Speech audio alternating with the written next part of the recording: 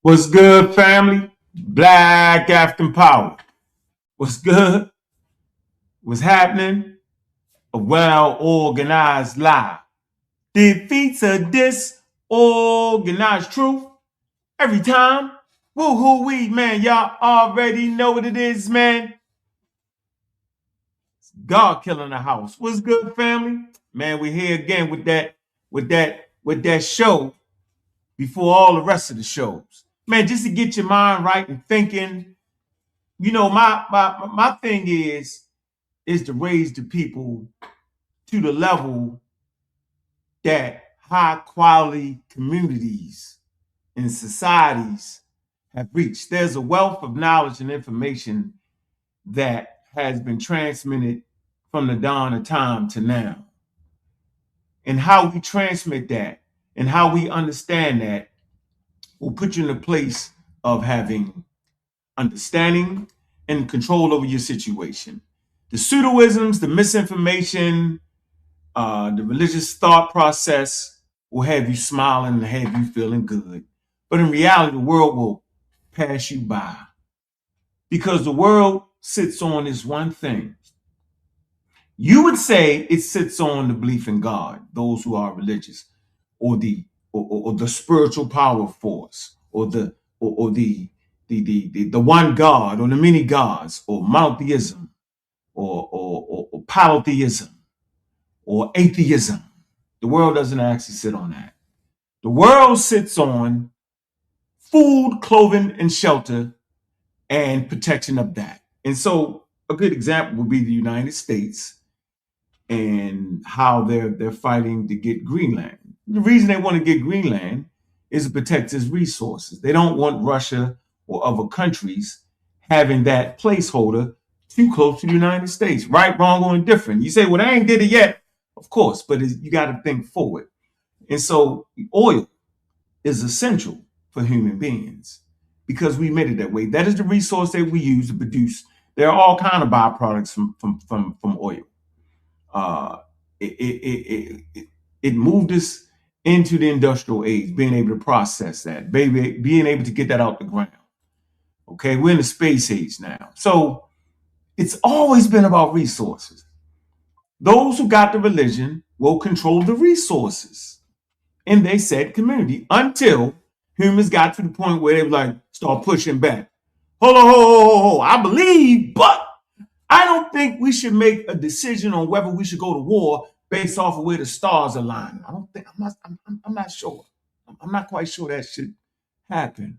I'm not sure that God came to you and told you that we need to attack them people and put them to slavery.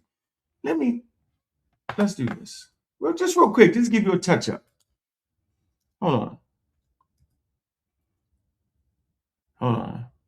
Let me get this real quick. Let me put this in here, man. You see. Okay, let's do this. Y'all, man, y'all know how they go though, right? This is not the hard one. This is it's easy how to do that. It's two things here. All right, and we're gonna get right into our lesson. Let me see. Let me do this. Okay, this is what happens when God controls the situation. Okay, and I just think it's important to really get that off. It is important to get that off, man. Y'all tripping if it's not, man. Let's see. Real quick. Do I want this one or do I want this one? 1 second. Let me get these up here. All right.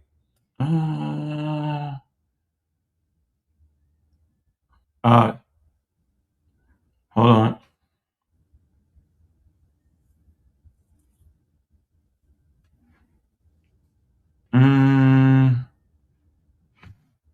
Let me do something a little more simple. I want to make my point here. Okay, I got it lined up. I'm lined up now. So let me get the people coming to the building, man. What's up, Nana? Big up to you. Big up. Get in. Big up to you. You don't say Pastor. Well, you funny. I ain't mad at you, man. All right. Am I saying this right? Vindo 354. What's good, man? Asar 7. He comes with clarity. What's up with you, man? Big up to everybody that's in the chat, man. This is gonna be a good one. And so, like I said, you don't want serious major decisions made off of the gods or off of God. For a long time in human history, those decisions was made off that. It's made off of pseudoscientific ideas. The Babylonians did it. The king coming to this king is worthy because the stars said so. And the dang old king be a wild ass leader. You don't want that. The colonial powers enslaving people was backed by what? It's backed by the Catholic Church, backed by God. Watch this. Oh yeah, y'all gonna argue over this, but it was clear. Here you go. Okay. I know y'all heard this before. It's called the Doctrine of Discovery. 1443, the Papist Bull Interior, issued by who? Pope Alexander VI on May 4th, 1493, played a central role in the Spanish conquest of the New World. So you see, God is playing a central role, okay, in the conquest of the New World. So then what role did he play? The document supported Spain's strategy to ensure its exclusive right to the land discovered by Columbus this previous year. It established demarcation line 100 leagues west of Azores and Cape Verde Islands and assigned Spain the exclusive right to acquire territorial possessions and to trade in all lands west of that line. Okay? All others were forbidden to approach the lands west of the line without special licenses from the rulers of Spain, effectively gave Spain a monopoly on the lands in the New World. So they got a document supported by the Pope. Who the hell is the Pope? He's in charge of the Catholic Church. We understand the Catholic Church role in slavery because when the Roman Empire fell, the only institution with money was the damn Catholic Church, wasn't the Christians. And they put their money in the slave trade because it was business. Okay? So, what did the bull actually state? What am I saying here? Because the religious amongst you will argue, well, they weren't real Christians. Well, we wouldn't know if they was real or not. We can only go on what they said. The bull stated that any land not inhabited, watch this. I want y'all to see this. I'm going to make this. I want y'all to, let me put this up. Here you go. All right. Let me put this right here. I want y'all to actually see this, man. All right. Serious. This is actually from the Gilderman.org. Okay. Gilder Lehrman Institute. All right. That's the real document right here. This is the actual document right here. I believe it to be in Latin. I ain't going to read that. All right. So this is a primary source here. All right. Primary, secondary, and tertiary sources. The primary is something directly written. Okay. All right. Secondary source is like somebody reading from the damn document, reading it, but this is the primary source right here. All right, so here you go. It says, this is important. It says, the bull stated that any land inhabited, the bull stated that any land not inhabited by Christians, okay, was available to be what discovered and claimed and exploited by the Christian rulers, declared that the Catholic faith and the Christian religion be exalted and be everywhere increased and spread, that the health of the souls, here's that word soul, see, they're worrying about the health of the souls, be cared for, and that the barbarous nations be overthrown and brought to the faith itself. What the hell was who was a barbarian? Any non-Christian. They was caring about the soul. They felt like if you didn't have Christ, if the land is not inhabited by Christians, right? Or a Christian monarch in charge of that, then you was available to be taken. That's God saying that. You say, no, it's not. It actually is God saying that. Because God don't talk, remember? I'm going to say this again. Last time I checked, God don't actually talk. God need humans to talk. That's not no shot. That's just reality. You'll have the sacred texts. You'll have the religious texts from different nations, different places, different versions of it. Whatever religion you have, whatever spiritual teaching you have, there's an order to it. And at the end, man will always say that God said this, right? Not unless you had a personal God that came down to you and said, I'm saying this. I haven't had that. I watched the 10 Commandment movies. That's the only time I ever heard God talk. Now, I don't want to turn you off. I'm simply saying that it's a fact that when you read the biblical narrative, it's written by human beings, right?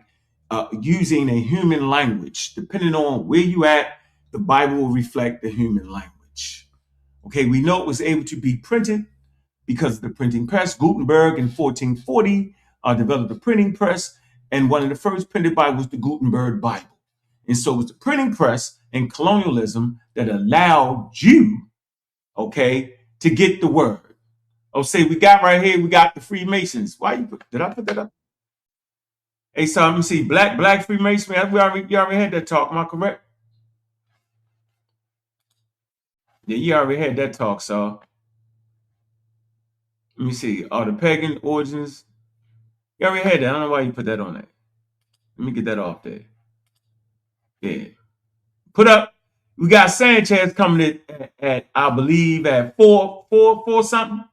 All right, so it's interviewing Sanchez, some kind of conversation with FBA. I'm gonna stay out of it. Because last time I checked, Sanchez was FBA. Spruding incredible stuff. There you go. There you go. That's the right one. Brother Sanchez is calling out the FBA for supporting ICE. Sanchez all over the place. But it should be a good interview. Make sure y'all tune into that. All right. That's at 4. All right. Let us get back to our lesson. So my point here is that God himself, never actually pops up on the scene. Only in religious text do he pop up. But at no point have you ever heard the voice of God. You hear the pens of humans. Yo, Mr. Unk. What's going on, brother? Yo, we got Sanchez today at 4 o'clock. You late already called out. Will be going in on FBA, even though he's FBA. What he don't like what they doing is supporting ICE. He don't like that FBA is supporting the ICE movement. So he'll be going in today. He want all the smoke. You late. I already announced it. You late. You behind. Oh, okay. But this is what I want to say. I want to thank you, brother, for trying to help me get my channel into the algorithms, man. You know, they really trying to shut me down, this YouTube. So as you can see, the view count, this channel have at least 190K subscribers. They're not sending out none of the notifications. You know, so yeah, thanks for helping me get it back into the algorithms, man. No, I got you, yo. You know how we do, yo. Been there from the beginning of this. It's all gravy. It's easy work for us. Yeah, but I read the flyer. I already announced the flyer, yo. We cooking with hot grease, yo. It's gonna that interview with Sanchez is gonna be funny. Hey, yo, you gotta start bringing people on too if you want, man. When you do your show, bring on Cedric, bring on somebody, man, and want to have a discussion. I got you. I'm in the middle of my discussion right now, so I don't break my cipher. I got a little bit of time left. All right, go ahead. You got. I mean, shit. I'm live at 4 o'clock. It's not even 3 o'clock yet. Peace. All right. So back to the point I'm trying to make. If you're trying to use God as a reason for why you are invading a country or taking a damn land, it's really the humans saying it. And it's been the humans from day one. And this is what this lecture is actually about. It's about human beings, humans and their belief system, and the evolution, I should say the evolutionary mechanisms behind it. Right, the evolutionary mechanisms behind it. Ancient Africans and sin. We had a whole conversation about sin, Is that part of the African thought process? No, it is not. Okay, so my point being here that in actuality, it was humans making these decisions, right? And I said affluent communities and nations start to recognize that hell, it wasn't the humans. So why not make a better decision based off of data? What size army do they have? Give you an example. The Japanese wanted to invade the United States because remember they blew up and smashed out Pearl Harbor, almost caught all of the United States Navy ships in the damn harbor. Their next move was to invade America. But they had people that actually went to West Point and they graduated and said, well, wait a minute. Invading the United States ain't like invading Japan. In the United States, everybody is a small army. You're going to be dealing with people who got their own guns. There's millions of guns in the United States. And all of them feel like you are on their land, not just the United States, but you're on their land that they own. And they say they would defend it to the death. We might not want to do that because we be fighting battles every place we go. See? So if they was allowed to do it based off of some spiritual force, they'd have ran into a spot where everybody got guns. Remember, in Japan, they don't have guns like that. Every citizen do not have a gun. I don't even think the damn police have guns. They may have some. No, I'm joking. So let's keep moving to the lesson. I want to make sure the lesson is clear that our belief system for a long time carried us, and it became a point. And if you look at yesterday's lesson, I kind of showed you where the Egyptians was trying to break away from everything belief and trying to bring some empirical data into it. The Greeks tried to take these ideas and try to really explain things based off of the natural world instead of the gods, and they murdered them for it. And they mocked them, and they called them atheists. It was a pejorative used by their enemies. What type of enemies that are against science or proto-science or philosophy, right? Enemies against the state-sponsored religion. And I made the point that in the Nile Valley, they wasn't killing you for it. Maybe. It's not actually documented. But we've seen them trying to make an attempt. We've seen the Greeks make an attempt with Greek philosophy. You go from Greek philosophy, then you get the naturalists. Out of philosophy comes science. Okay? Like Charles Darwin, they was naturalists. And then the amount of times we get science or scientists. But it's all the way we think. We can't get out of our mind, our belief system. Okay? So let me give you the mechanisms that play on why we believe. And religion is a byproduct. Well, what's religion? Okay, let's get a simple. First of all, there is no real quantifiable definition. There's no scholar. Scholars can't come up with one quote unquote reason or explanation of what actually religion is.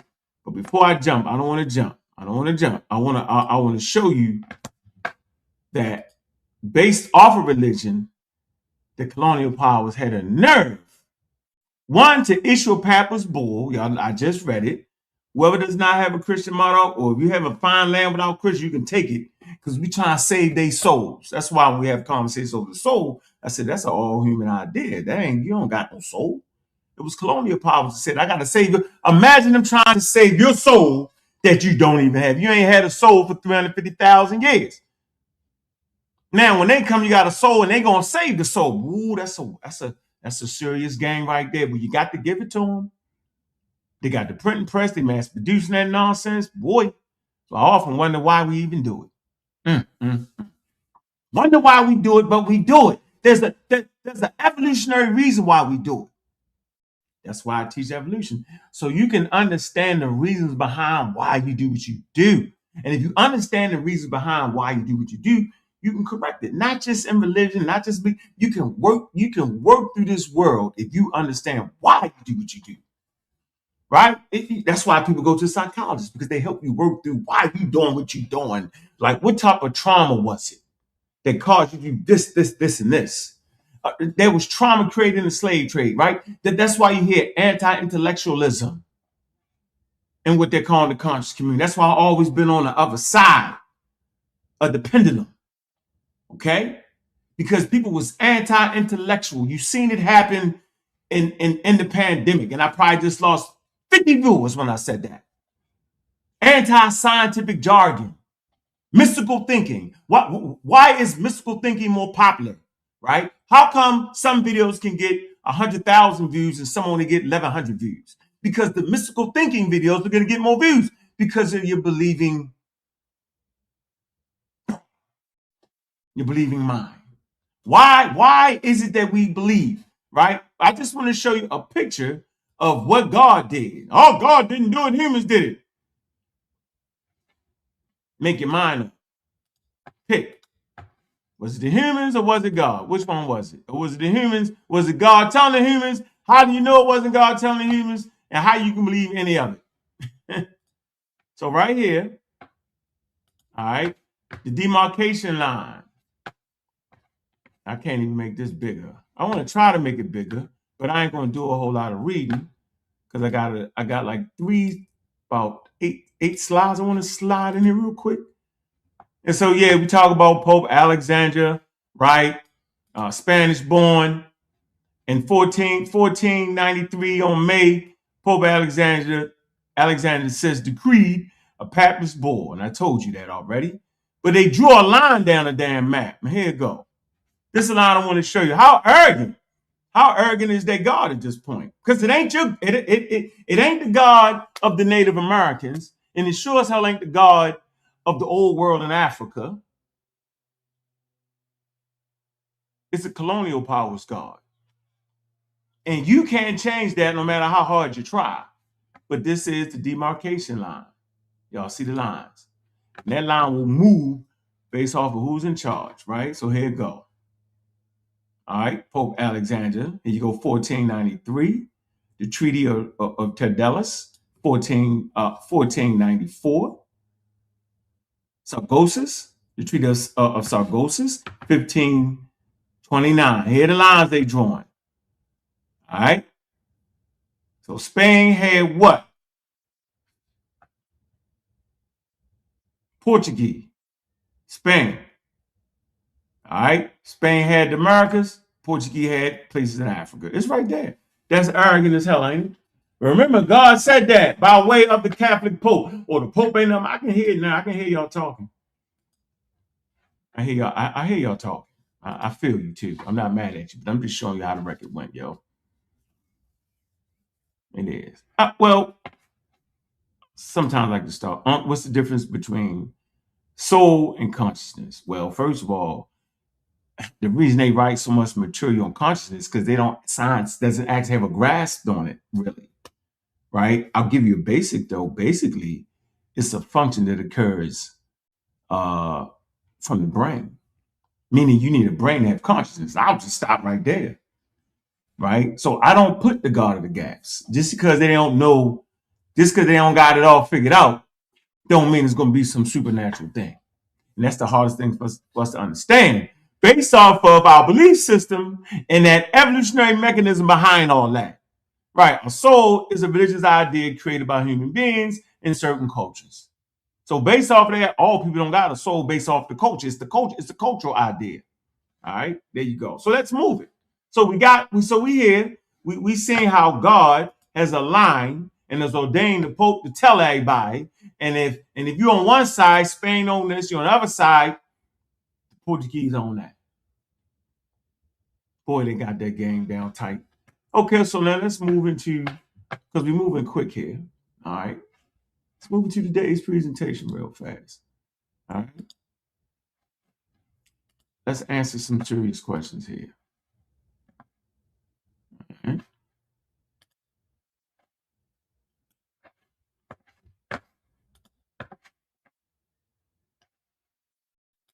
Get the share screen together. Let me get them together. Mm-hmm.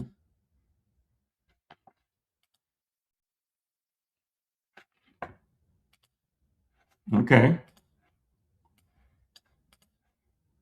All right. Still with the evolution of the brain. All right. Evolution of the human brain and religion. All right. And then I'll get into on what my definition of religion is. Okay. So first thing you got to be aware of, and y'all should be looking at stuff, take a screenshot of it and look it up. That way you can get a better understanding. Those who just believe and don't care about why you believe, then just get up here and talk crazy. Okay, so you got hyperactive agency detection. That's called HAD. Okay, I'm gonna say it again. Hyperactive agency detection. Evolutionary neuroscience and cognitive anthropology. So this is the field that actually studies that. We're not pseudorizing the thing with what we believe it to be or what we think it to be or what we hope it to be. The core question, why do humans, okay, all right, reliably infer God, spirits, and invisible agents? All right, why do humans reliably infer God's spirits and invisible agents? Why? Is religion adaptive or a cognitive byproduct? We're going to answer this question. All right, y'all should be looking this stuff up. Here's the evolutionary framework. Natural selection favors survival efficiency. False positives are safer than false negatives. So, meaning I rather a false positive that's a lying and it is really not, than saying it's not a lying and it is. Hyperactive agency detection bias towards, okay, detecting, all right, intentional agents under uncertainty. So when you like uncertain, right, you have biases towards detecting intentional agents. Okay, often called HADD. Here's the evolutionary logic. Real simple for y'all. When mistaken for a predator, right? I'm gonna say it again. When mistaken for a predator is actually low cost. Now, why is it low cost? Because, all right, I jumped because I thought the damn wind was a predator and it wasn't. And how much do you lose for that? You might drop your water if you're in the green Sahara. You might have caught a fish and you might have dropped the fish back into the lake, but that's then you can fish again, right? Now watch this. A predator mistaken for wind. Say it again. Predator mistaken for the wind. So I'm thinking it's the wind, but it's a predator. Guess what the cause is, y'all? Death. So now you can see how natural selection starts to favor those who are spooky and think the wind is a predator. Remember, evolution occurs in a population, not in the individual. So the genes that would have you jumping and thinking everything trying to kill you will get passed on to the next generation. And the reason the next generation can pass it on because they're always mistaken the wind to be a predator and they're not dying more often. Those who mistaken the wind for being a predator for being the wind, they genes don't get passed on because they getting eaten all the time. Oh man, that's the wind. No, it was actually a bear, bro. It's got your whole family killed. Oh, that was a bear. Nah, it was actually a wind. Ain't nobody died. Neutral systems evolved. Okay?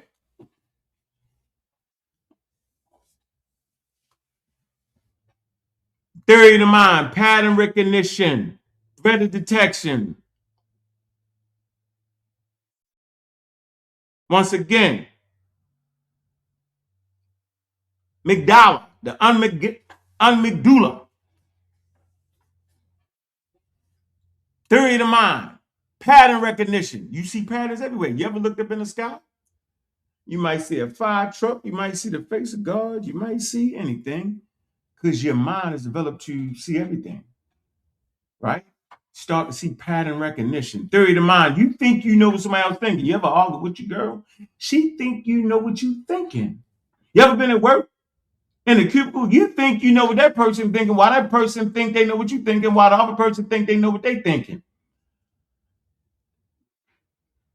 Amygdala, that's the portion of your brain, all right? All that is at play right here.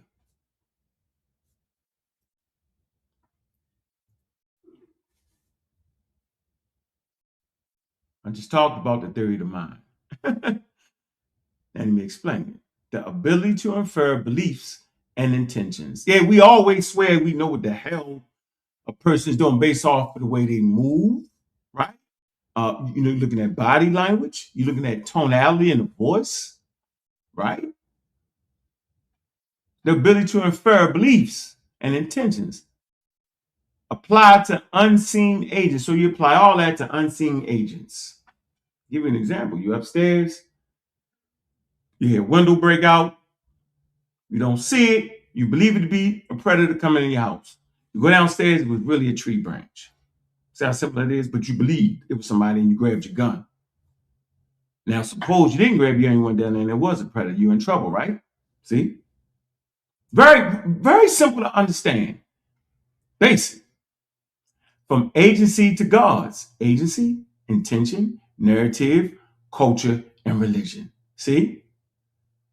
So you got detection agencies, right? You put intention on it, right? A narrative is formed, right? Your culture engulfs that narrative, and you form a religion based around it.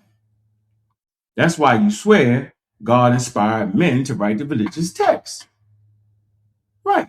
You have put intention on it. You have created a narrative.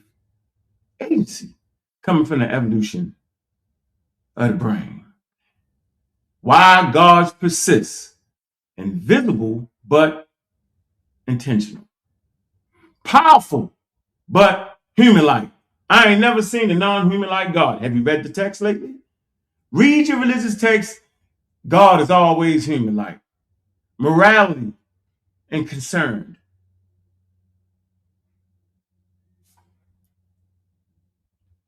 Scientific consensus. Religion is not an adaptation.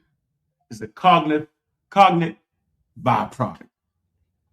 What I'm saying is that somewhere along man's travel, right, from the early Stone Age to now, human beings have co-opted that with religion.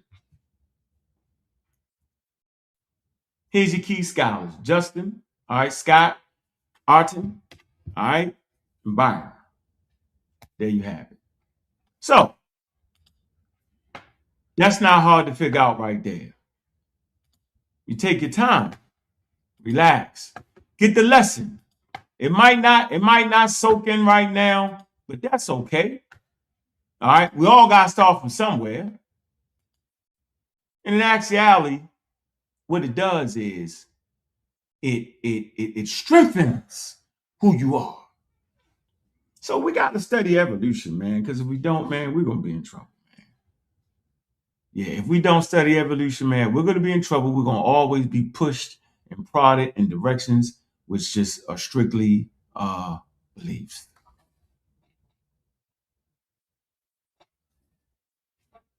So we got that in. Now let's talk about sin. Is sin part of the African plate? Pre-colonialism? I don't think so. But I said I was going to give you a working definition of what religion is, and I think it's important. Like I said, there's no actual scholarly consensus on it, which is important. All right.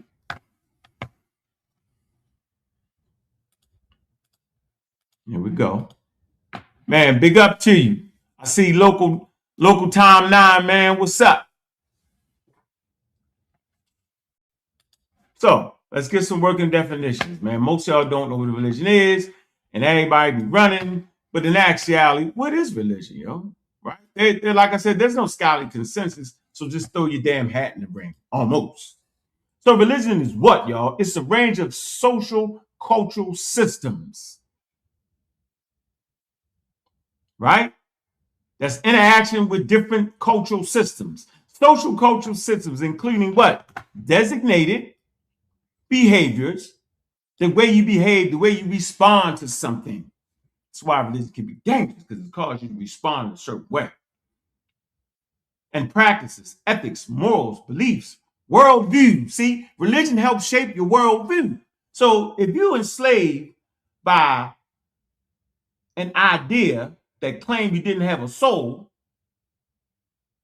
and should be brought to Christ, your worldview is going to be a little bit different than how your ancestors felt when they was getting enslaved. Did y'all get that? I mean, you're going to have a worldview thinking you need to make sure your soul is intact. You need to be saved, but there's only one way to get saved, and that's through Christ. That's a belief system. And I just took y'all back to the Stone Age and show you where beliefs come from. Hyper detection agencies. So you got beliefs, worldview, texts, all right, sanctified places, prophecies, and organizations that generally relate humanity to supernatural, transcendental, and spiritual elements. This is important, right? I told you. Although there is no scholarly consensus over what precisely constitutes a religion, it is an essentially contested concept. Did the Africans have religion? No, they didn't. Yes, they did. No, they didn't. Yes, they did. Oh, they did. Yeah, see? Yeah, okay. But for me, religion is culture. Different religions may or may not contain various elements ranging from divine sacredness and faith and supernatural beings or beings. We talked about the lecture yesterday. We talked about in ancient India, how they had religions that wasn't based on God. Like Buddhism is not based on a God. Remember that? We talked about all that. Still be religion. Don't gotta have a God.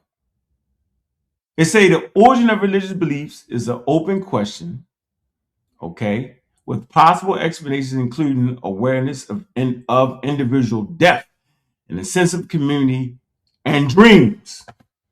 Yeah, it's right here. You know, we humans be dreaming. They say religions have sacred histories. See? You remember that's what kept me from being a full-blown Christian when my great-grandmother, Grandma Rice, love her to death. She took me to church every Sunday, Baltimore, Maryland, Pennsylvania Avenue. Let's go to church. But behind the preacher was those stained glass windows, was that painting of those white angels and that white God. And I could never understand why the people sitting in the church didn't look like the thing behind it. I believe that'd be the source of my atheism later on in life. Once I got the information that, to really pull it all together, made me say, well, I just don't believe. I've ever learned and understand different religions. So religion has a sacred history, narratives and mythology, preserved in oral traditions. Right, that's the first thing, is oral traditions, first of all.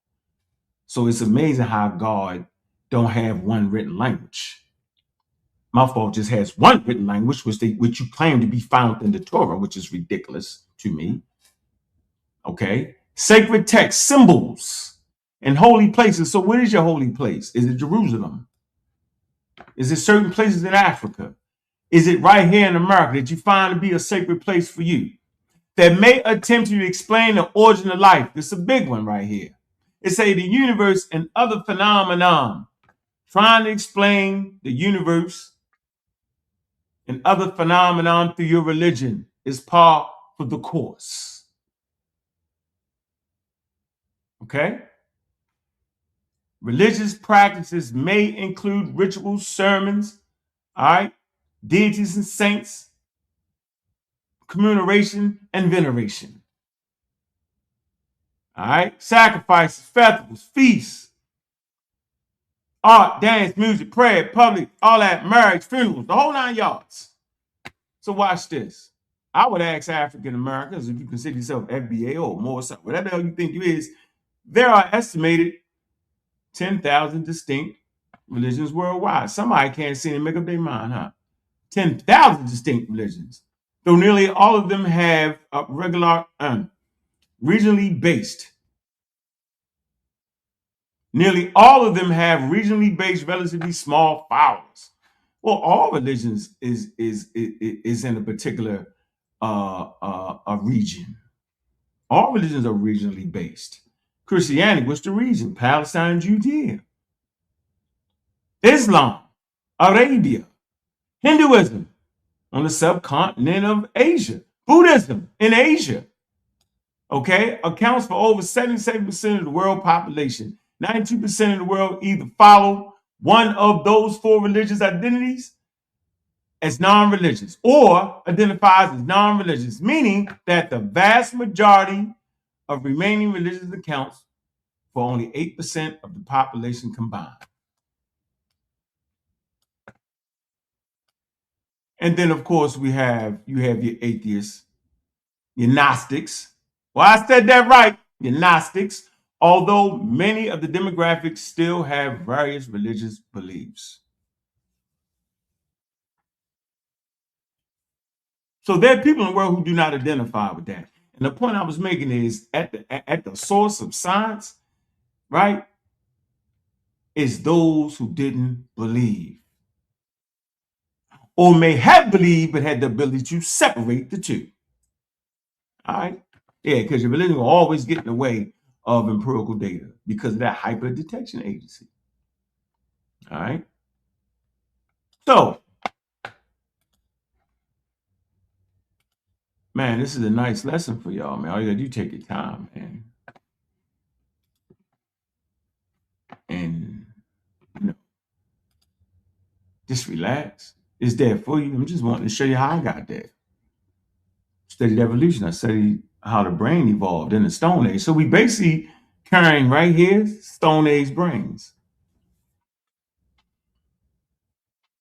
by way of evolution in the damn space age. Now we understand why the damn mountain just blew up.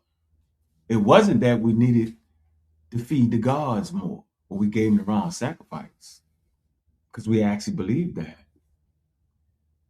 Look at the Hebrews. They got the volcano god. Anytime you go on a hill or a mountain and there's fire, that's a damn volcano. Or the damn forest is on fire on the daggone mountain. But what we know, it ain't God. It's a natural phenomenon. But they didn't know that. Remember in ancient Greece, they murdered you or enslaved you, put your ass out for trying to explain what the sun was. Or what thunder and lightning was. They said Zeus did it. Hyper detection agency. They built their whole societies around that. So I'm telling you, it's more natural to believe and less natural to do what I'm doing. So I'm actually asking you to go against your five senses, because if you've been following me, I talk about what the five senses are. They help you govern the world you're in. And it's horrible. Your five senses are horrible for actually doing science. Until man had the ability to develop a whole new other sense by creating something, or creating tools that extended your senses, like a microscope or a telescope. I'm saying that there is a disease, that there is a bacteria that will kill you in chicken. And if it gets spread on the counter, you can't see it, not with your glasses, not with the naked eye. Salmonella. But if you was to touch it and put it in your mouth some kind of way, it could kill you. So humans who spread that bacteria and other humans died, those hyperdetection agencies thought it was the evil spirits. That's why this man died, when he simply died from bacteria infection or viral infection. Man didn't know about viruses. So they was able to see it. So this conversation ain't hard. It's easy. So let's get to the sin part of it. Salmonella, that's right.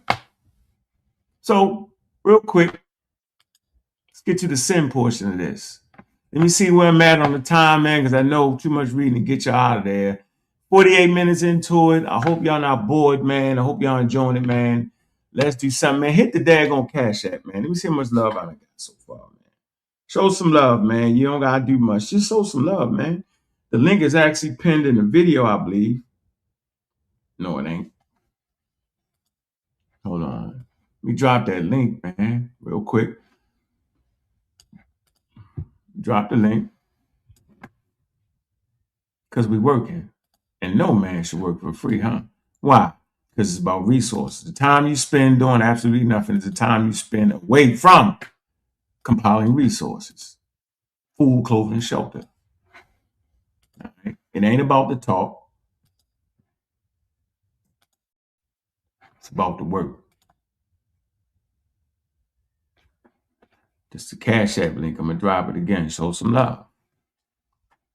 All right? Because we cooking with hot grease. You had to go to universities to get this.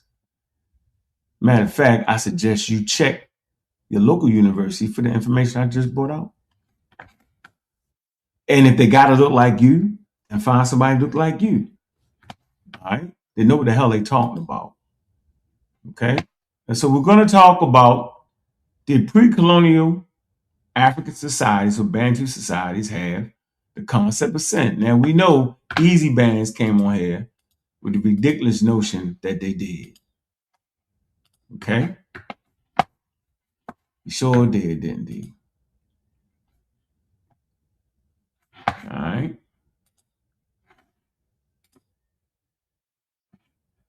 So did they? Run through this real fast. Did pre-colonial Bantu societies have a concept of sin? Exploring the ethical framework of pre-colonial Bantu societies and the misrepresentation of moral concepts. So they actually misrepresented our moral concepts. Introduction, understanding sin in context. This presentation examines the concept of sin within pre-colonial Bantu societies, emphasizing that traditional moral framework do not align with the Western theological notion of sin. See that? Important. Any university of work, you'll be able to find it. They say by understanding the cultural context of Bantu ethics, we can appreciate the distinct moral order that prioritizes social harmony over individual guilt. Because the sin thing is based off, oh, hell, I did this. Man, I created sin. I ain't going to make it to heaven. Man, I got to figure something out. I got to repent. That's what Constantine did in his deathbed. He repented. Why sin is the wrong analogy, yo. It just is. You putting a concept there that ain't in pre-colonial Africa. Simple as that.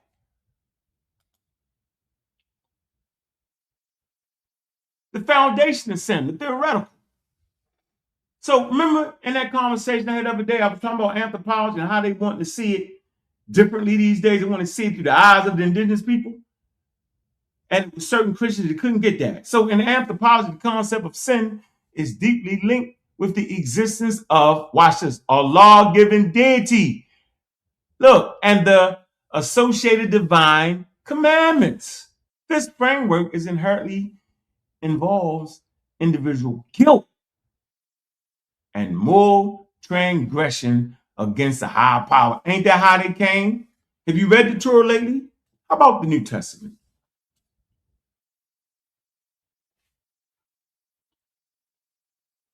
Absence of theological structure. Pre-colonial Bantu societies operated without these theoretical constructs. Their moral understanding was based on social customs and community relationships rather than divine commandments. So it's more than one way to skin a cat on planet Earth, ladies and gentlemen, amongst the diverse human population. But some kind of way they got African Americans or FBA, whoever think you got you stuck in one way of seeing the world. I'm trying to break that trend for you. You may hate me for it now, but love me for it later. Inadequacy of sin as an analytical term. Due to the absence of these foundations, the term sin does not adequately capture the moral framework of pre-colonial Bantu societies, where social harmony and communal well-being were prioritized over individual guilt. Oh, y'all can't, at this point, y'all can't see that. Oh, what the hell is he talking about? Yeah, we're cooking. Moral order grounded in social harmony. I'm just giving y'all a glimpse into Africa. And for all the FBA that's hating, this don't make me a Pan-African. This make me a happy-ass science advocate. How about that? Trying to give my people some choices here to understand the world that they live in. Ethics rooted in kingship and reciprocity. In pre-colonial Bantu societies, ethics linked to kingship and reciprocity, promoting belonging and mutual responsibility. Elders, community wisdom and moral authority guiding ethics and resolving conflicts. We're talking about respect for the elders as a moral foundation. All right, communal balance as the core of moral order. Communal balance is the key. Ethical breaches disrupt collective well-being, requiring restoration.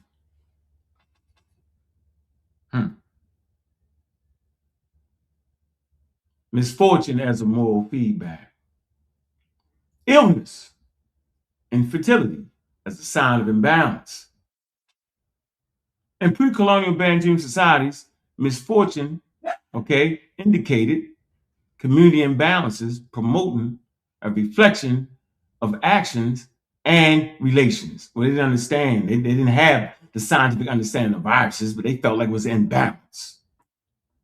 See, that belief system, social disruption as moral feedback. Social disruption seen as a moral feedback led to community discussion and collective actions for restoring harmony. We almost there.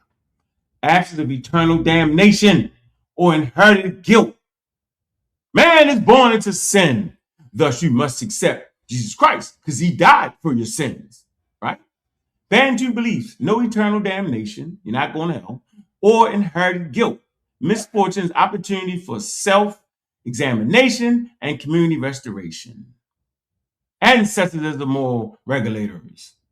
Ancestors enforce lineage norms. Ancestors upheld moral standards in pre-colonial Bantu societies, enforcing the lineage norms and ensuring continuity of values. I'm just giving it to you how some African societies operated, in particular the Bantu. Totally different from Christianity. So anybody trying to match up the flood and match up the morality code and match up sin, you're making it up because you're not using academic standards to tell the story to African Americans on where the hell they came from and how they got here and why. Social obligations tied to moral behavior. Moral behavior linked to social obligations. Respect for elders, family, support, community participation, essential for harmony and balance. Violations seen as offenses against community, not a deity. Violations seen as offenses against a community, not a damn deity. Moral violation, offenses against community. Lineage. Restoring balance requires communal effort. Collective responsibility over individual guilt. Moral accountability is collective, y'all. Collective moral accountability in pre-colonial Bantu societies' actions affect the whole community. Emphasis on restoration and balance focuses on restoring social harmony over balancing individuals. Disruptions viewed as community healing opportunities. confessions, and absolution not central. Confession and absolutions not central. Individuals, okay, rectified wrong through community participation and reconciliation. Almost there. Okay. Rituals of reconciliation, not forgiveness. Cleansing ritual, restored harmony. Bantu cleansing ritual restored social harmony by purifying individuals and communities, emphasizing balance in society. So we can clearly see where their beliefs are. Compensation and reconciliation. Compensation is the key in Bantu construction, okay? Seems to be the key idea here. Wrongdoers offer gifts or fulfill obligations. Mending relationships and restoring social balance. So it was all about fixing relationships to restore, prioritizing, okay? Reintegration. Reintegration is the key to reconciliation of rituals. Individuals are welcomed back into the community, mending relationships and strengthening. So it was a thing you had to go through to mending relationships. Almost like if you got a problem in your marriage or something like that, you would go to a psychologist or something, and you would try to mend the relationships based off of going back to the community to fix that. Colonial reinterpretation of morality. That was the point. It was colonial powers that came and did that. Misrepresentation by the missionaries. Missionaries often misrepresented indigenous morality as a sin within the Western framework. So you're only sinning because those that wrote the Papist Bull said you were sinning.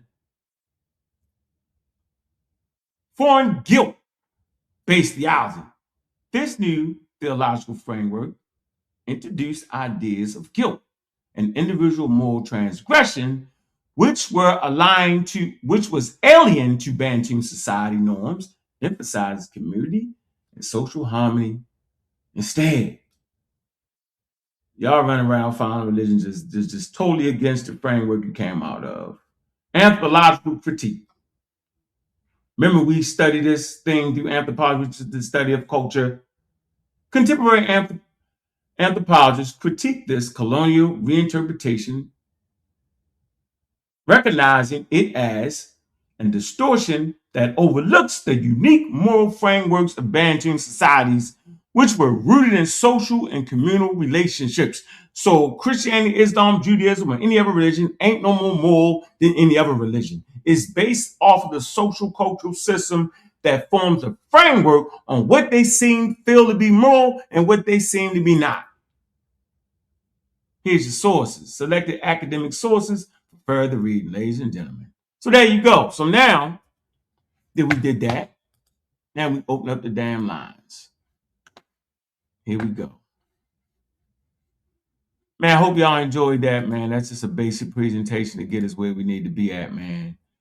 I think it's important to put this stuff here, yo. If we don't put this stuff here, if y'all ain't fall asleep and all that, then we good. I did it as fast as I could. I did it in under an hour. And I'm going to drop the link, man. Make sure you hit that damn Cash App, too. Show some love, man. So I'm going to drop the link here. All right. Give y'all a chance to get in the building. All right. There we go. Big up the pseudo killers in the building. Cedric, I see you, man. All right. Let me take a 2-second break right here, y'all. I'll be right back.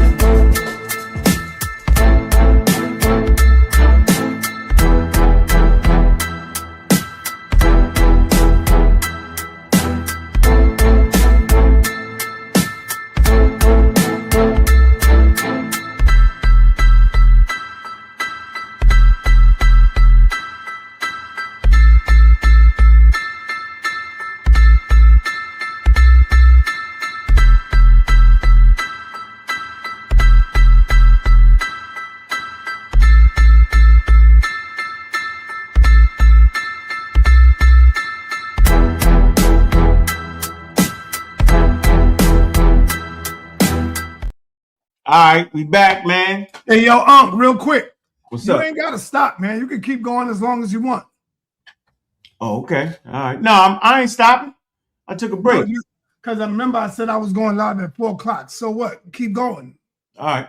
Yeah, all right. You can go as long as you want. Cool. Hey, Cedric, bring your scared ass in and do a presentation. Stop running, man. Do a presentation, bro. I'm going to do a presentation on that discussion last night about Luciferians. Just give me a day or two because you see the type of work we put together. So it's going to be a holistic presentation. Gotcha. I just did the one on the dinosaurs. I ain't scared. I know. You just got to ask and I'll do it. But I'm preparing one on the Luciferians because that was wild. All right. All right. So we got our first caller, Pseudo Killer Official. Big up to the Pseudo Killers. Make sure you like and subscribe to the Pseudo Killers and Community Skeptics is important, man. What's going on, Cedric? What's on your mind, bro? Yeah, peace, God Killer. Let me be the first to say, I dig your presentations, just the way they flow. You got to teach me that one. But overall, it was necessary because I've been scampering for the last couple of days on that word sin there and how it is indicative of the point you were trying to make. A European framework superimposed on African belief systems disqualifies them or takes them out of their proper perspective. And the only reason that came up is because you were trying to establish and demonstrate the evolution of these thought processes. And that seemed to undermine people's belief system because they want to believe that God made man and not that man made God. That's a fact, ain't it? But I let people reach their own conclusions, man. At the end of the day, I just want to make sure I produce the amount of evidence sourced up so they can kind of see why they believe and maybe they can help, make some adjustments there, So, this was a necessary presentation, very powerful, to the point. When we superimpose these belief systems without contextualizing them and codifying and quantifying them, we have these wrong perceptions. Sin has a very specific meaning and context. And you cannot superimpose that on people's morals and belief systems, right? This is what created the framework for the enslavement of Africans. And we never need to forget that. The superimposing of one's belief system as superior led to the enslavement of 12 million Africans. They were deemed and other indigenous people, not just Africans, 12 million of them. And then what about, in the Americas? It decimated the whole population based off of the demarcation line. Yeah. Now let's take it all the way home. The Romans, they enslaved everybody based on their concept of being superior. Yeah, everyone was a savage. Everyone was a barbarian. And what did the Roman church do after the fall of Rome? They superimposed the belief system on the rest of the entire planet. What year are we in? We in 2026. Oh, are we? In the Roman calendar, Gregorian calendar. Thank you very much. Big up to the Christians that got the calendar right, though. Thank you very much. They did manage that right. They got that right. So before Jesus, we come backwards. Crazy. Man, listen, I just find it very interesting why people fail to want to, people always claim themselves to be natural, right? This is the number one theme in the conscious community. Natural, natural, natural, natural, natural, right? So let's do this. I'm going to take something that most people in the conscious community hate, eating pork, right? Now, and we had all kind of pseudo information about pork. But the main reason people don't eat pork because it's a religious idea. God said, don't eat pork. It's in your Torah and it's in your Quran. Am I correct in that? Yes, sir. It's illustrated with the fact that Jesus sent the demons into the pigs, and the pigs ran off of the cliff and killed themselves. Yeah. This person is wild right here. The Christians got the calendar right, bro. You know what you're talking about, man. You're just talking. You're just talking. In the comments say, I hate to be in the comments, you're wrong. The Christians got it right. They fixed it, right? So if eating pork is a religious treatise, right, and then we make up all kind of pseudo ideas about pork, and it's about being natural, then why eat turkey bacon? Turkey bacon, for sure, based off empirical data, right, it's processed. It's not only processed, they call turkey bacon highly processed. Am I correct, bro? Yeah, highly processed food. So highly processed foods, because based off the evolutionary understanding of how the body works, we have not evolved to deal with processed foods, let alone highly processed food. So it'd be more natural to eat a pig than turkey bacon. If you're talking about natural and health wise, then you eat pork over turkey bacon. Now I'm an avid eater of turkey bacon based off of the religious treaties. I teach. But it's a belief, bro. It's not based in nothing. You get it? Nothing. You get that, right? Yeah. It is cultural beliefs why we have this adversary relationship with pork. Whereas I teach food safety, and we all know that chicken has the highest internal temperature. Why is that required? Like in the presentation, Salmonella and Shigella is the number one killers of human beings. Right? It's the most dangerous food we consume. Yet you offer someone a piece of chicken versus a piece of pork, they'll always go for the chicken. That's cultural, not scientifically based. Right. See. So we got it messed up. Let me drop the link because we got a lot of conversation in the chat. We call it chatty in the patty. Definitely chatty. Got it in there. All right. If anyone wants to go and check out the series on the pseudo killers, the series of spirits and our belief system, I walk you through the timeline, the archaeological evidence, and the whole understanding of animism and this process of human beings exhibiting our number one trait, our desire to know.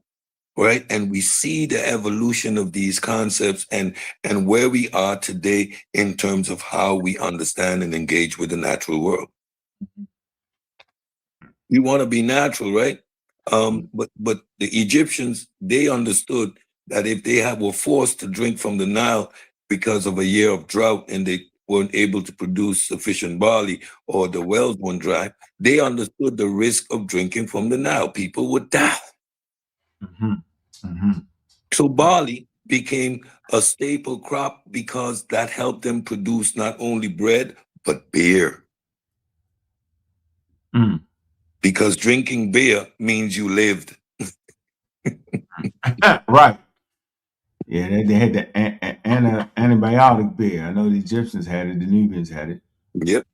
The alcohol in beer and their continued refinement, right, meant that they had a process of neutralizing the bacteria in water, right? And you look throughout the Middle Ages, you would see in movies, for example, they would come into a bar and ask for wine.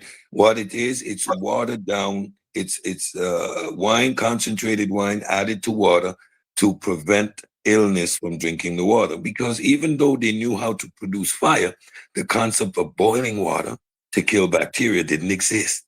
So the whole long process of making wine to add the water was the solution. You see that? They drink wine, so they drank wine, right? Yeah. Instead of water. Yeah. And now if you simply understood boiling the water, germ theory, you wouldn't have had to rely on wine. So he served Silky D, which is the suit. He's a super pseudo with a straw hat on. GMOs. Come on, man. Genetically modified. Everything is genetically modified, bro. Everything. Corn.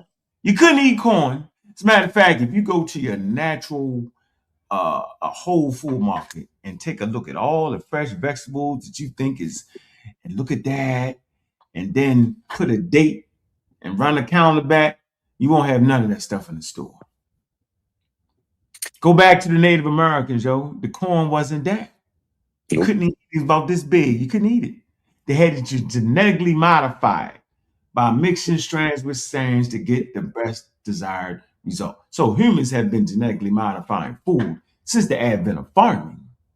Yeah, the whole process of domestication to cultivation is genetically manipulating of organisms. It's selective breeding by human desire. It is us forcing, quote unquote, the selection process. It's not natural, it's artificial. That is GMO. So when we take these words and we apply them without fully understanding them, you get the conspiracy theories. All food, everything around us is GMO'd.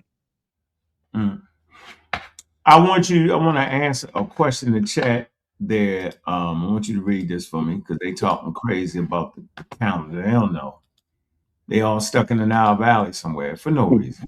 Everybody stay stuck in the Nile Valley, yo. Nile Valley. Look, knock it off. Everything ain't about the Nile Valley, yo. All right. So we're gonna come here. Oh shoot. Is this it? No. Hold on. The Valley didn't have a chronological order. That's why we have dynasties in the Nile Valley, ladies and gentlemen. Because the year started when the king started. There was no chronological order today. Hold on, let me get that. That it? Is that it? Nah, I think this is it. Nope. Man, I can't find my daggone thing. Let me find this thing I want you to look at. 1 second, yo. That ain't it. Man. That's my DNA results. Ain't nobody gonna pay attention to you anyway. Nope. Hey man, make sure y'all support the Ab Juice store too. I'm gonna start putting that out there. Hold on. Oh man. All right, I think this is it right here. Okay. All righty. Got it. All right, Cedric, here we go. All right. Easy work for us.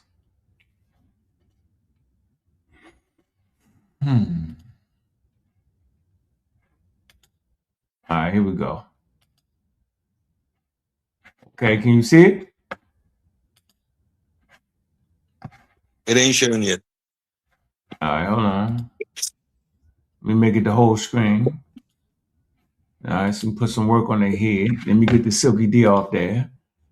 Okay, let me line it up. Let me line it up. All right, can you see everything in there? Is we in there lined up right? Yeah, I got it. All right, let's go. Fix the calendar, question mark. Scientific evaluation.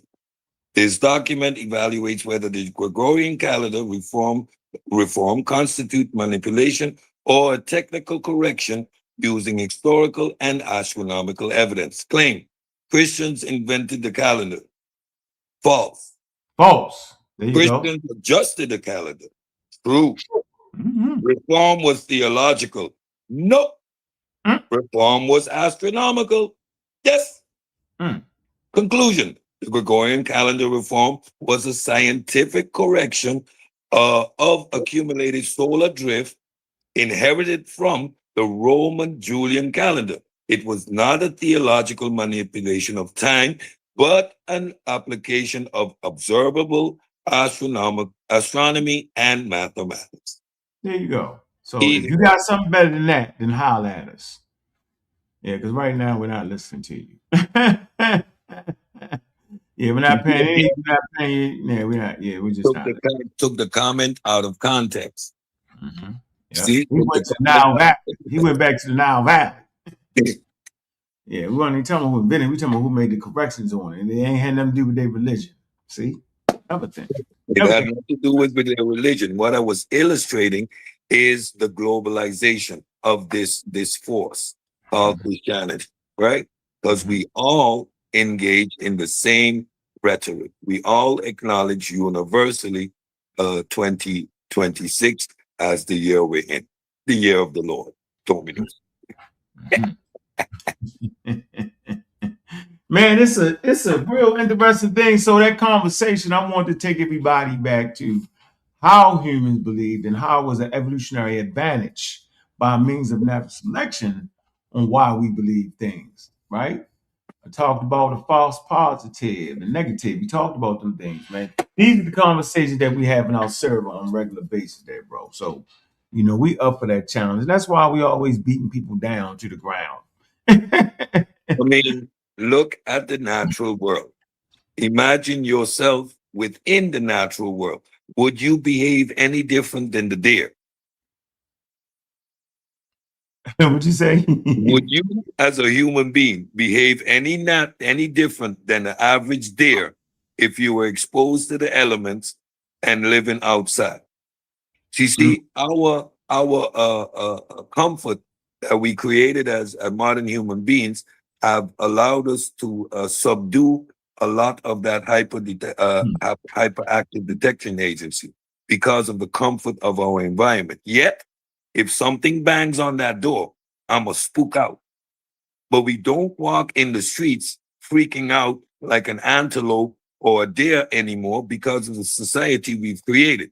Take away all these securities that we have built in place, and we will resort back to that primal and natural instinct of natural fear-based reaction in the world, right? Because that's just primal. That's our nature. That's the reason we survived as human beings. And that was naturally selected for. You run away, you survive, right? That hyperactive detection agency, assuming or giving agency to everything as if everything is out to get you. That's why we say humans are spooked out for the most part. Mm-hmm. Yeah, humans are spooked out because of our brain. All right, we got Rebel Rasta. Yeah, bless up. But up on the slave ship, but guess what now? It just get the topic and I kind of jumping in and kind of jumping out, Blessed Ank, and you don't know. Bless up to the one Cedric, Trini What's Passy, good, my brother? Mark One. Yeah, bless up to the people listening and everything. But I want to touch a little bit on the deity. The deity, I know you're talking about black people and sin and eating pork and all them things, but I want to touch on the God or the Sumerian God sin, Okay, go ahead. That's Sumerian. That ain't African. No, it's not African, but I'm saying to you, the word sin does it have a correlation to that deity? Is it an English word? Because when I hear the word sin, I'm always thinking about the God sin. So in this context, it refers back to the Greek and it means to miss the mark. Remember the Hellenization of the Torah or the Jewish tradition. The Hellenization process brought in a lot of Greek concepts. So when we are referring to sin in a biblical context, we're referring to the Greek, which means to miss the mark, right? To fall short of, right? Which is indicative of that guilt aspect, what sin implies. You have fallen short. You have missed the mark. You are born deficient. Where did the Greeks came up with the ideology of sin?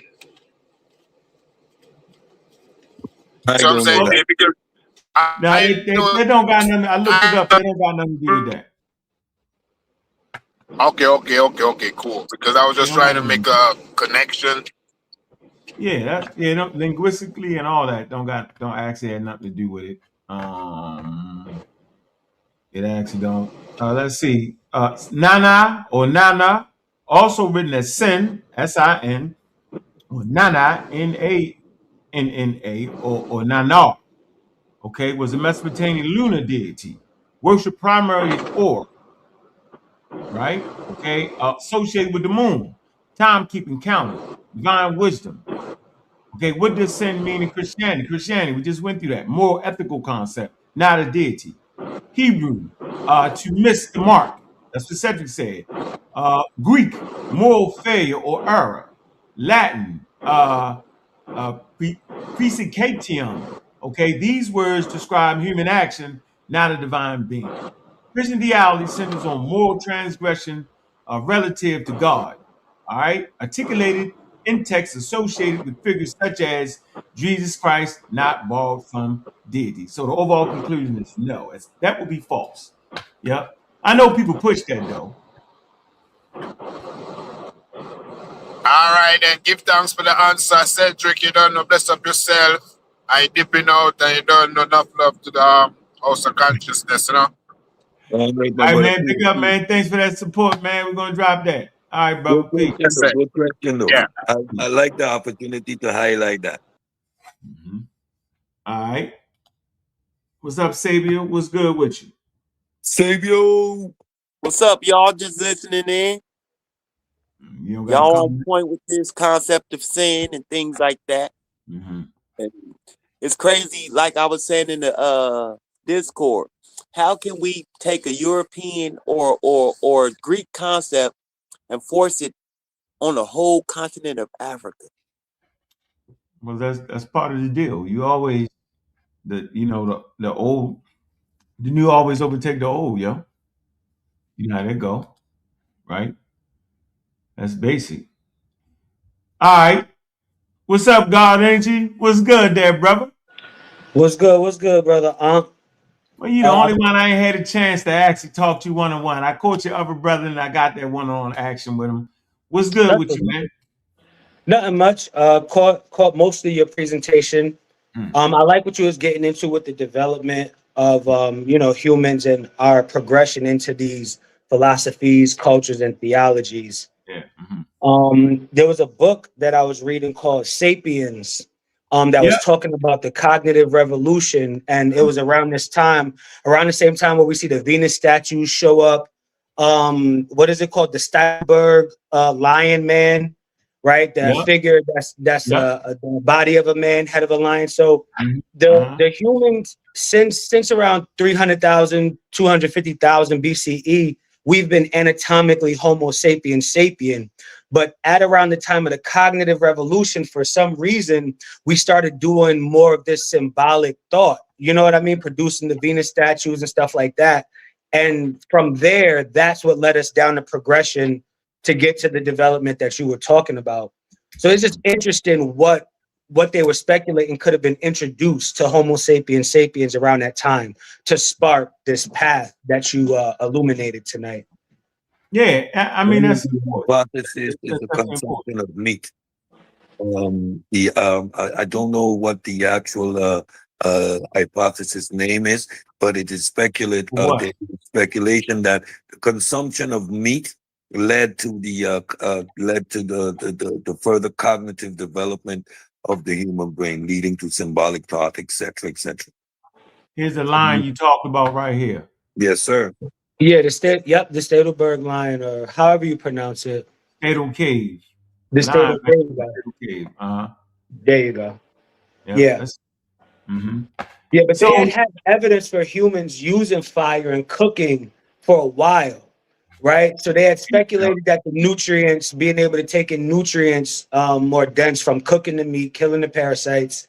So I'm familiar with what you're talking about, but it's something about that time period where there wasn't much change in things like that. But it's interesting. Well, the time period is actually where they finally start to see cognitive thinking in the actual archaeological record, where they start to see symbolic thought. I talked about that in my lecture I did yesterday or day before yesterday, and I talked about how they didn't have a high God. I think everybody missed that. My point was that humans have to evolve cognitive thinking skills first.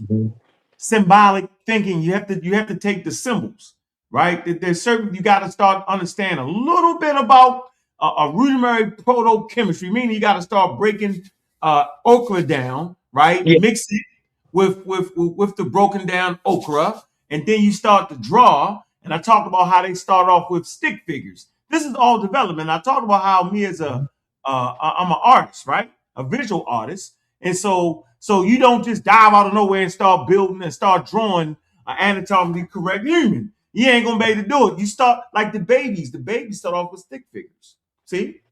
Yeah. All kids will draw a stick figure first. If you got a kid that got a fully drawn facial, go ahead and get rich off of them. Right? So I was basically trying to say how humans develop their religion over time, how they did these, how the progression in certain societies led to monotheism. That's it. And you know, they all got their panties up into a bunch. But yeah, I'm glad you. Let me ask you this though, real fast. So we kind of had like a misconfusion on Charles Darwin a little bit. I don't know why we would ever have confusion over Sir Charles Darwin. Right. There seems to be a fight when I'm saying that Charles Darwin himself could have been a straight up and down racist, but that actually it could have affected his scientific theory, but it seems that it did not. These are two separate things. You can be a murderer and go and do scientific work. I want to make that distinction. And so also to clarify, I don't even think Charles Darwin was a racist like that, right? I'm sure you've come across things where his family's connected to abolition work. Their quotes and statements that they've made against, racism and that type of racial thought. So I don't think he was a racist. People take out of context his connection between the chimp, the gorilla, and the human. And people go, oh, look, that was being racist. But that was just his initial crude observation of this concept of evolution that we both know got fleshed out and more scientific. And that was the part that I only wanted to clear up. Aside from that, so I'm cool with Charles Darwin and evolution. I study evolution a lot. Yeah, I heard. Okay, I didn't want to mess. So let's tease that out right now. He actually made a scientific prediction though. That wasn't crude. That was here. Yeah. He predicted. Yeah. Before I think they might have found Homo neanderthalis during his time period. I'm not sure he knew about that. He predicted that somewhere that we would find fossils that would connect us to anthropoid apes. I read that work in John G. Jackson work, Civilization of Barbarism, Chapter 2, where he actually writes down his actual statement. So a lot of times the religious amongst us will fight that. Just wanted to make that point. You want to add something to that, Cedric?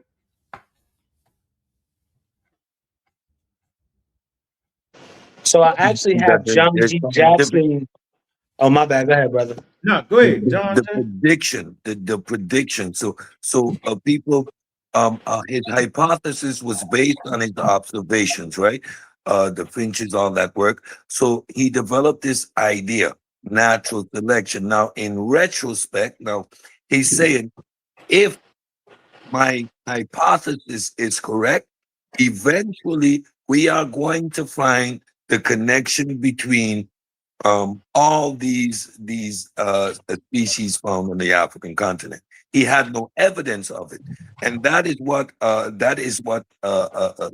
people fail to realize.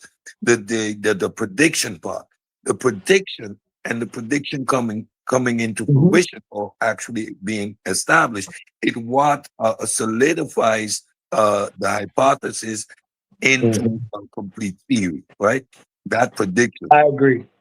Without that prediction aspect, we are not even, we are still in the realm of hypothesis, right? Until we establish the microwave background radiation, Big Bang was a hypothesis, right? So it became a theory the moment that that quantifier, right, which makes the hypothesis true. If this is true, eventually you're supposed to find this, or this would be some evidence leading to this being an actuality. So that prediction is what is foundational in establishing the fact that we had a scientific theory. Yes, I agree. I agree. And I feel like that's a crucial part of the scientific method, not only just the reproduction of experiments or postulates, but also the confirmation of certain predictions, like how what happens with Einstein as well, right? A lot of Einstein's predictions turned out to be true. A lot of people won Nobel Prizes based off of them confirming what Einstein had already predicted. So I completely agree with you on that. I wanted to tell Ankh, I have John G. Jackson's here, Introduction to African Civilization, which I feel should be a cornerstone in a Pan-Africanist library.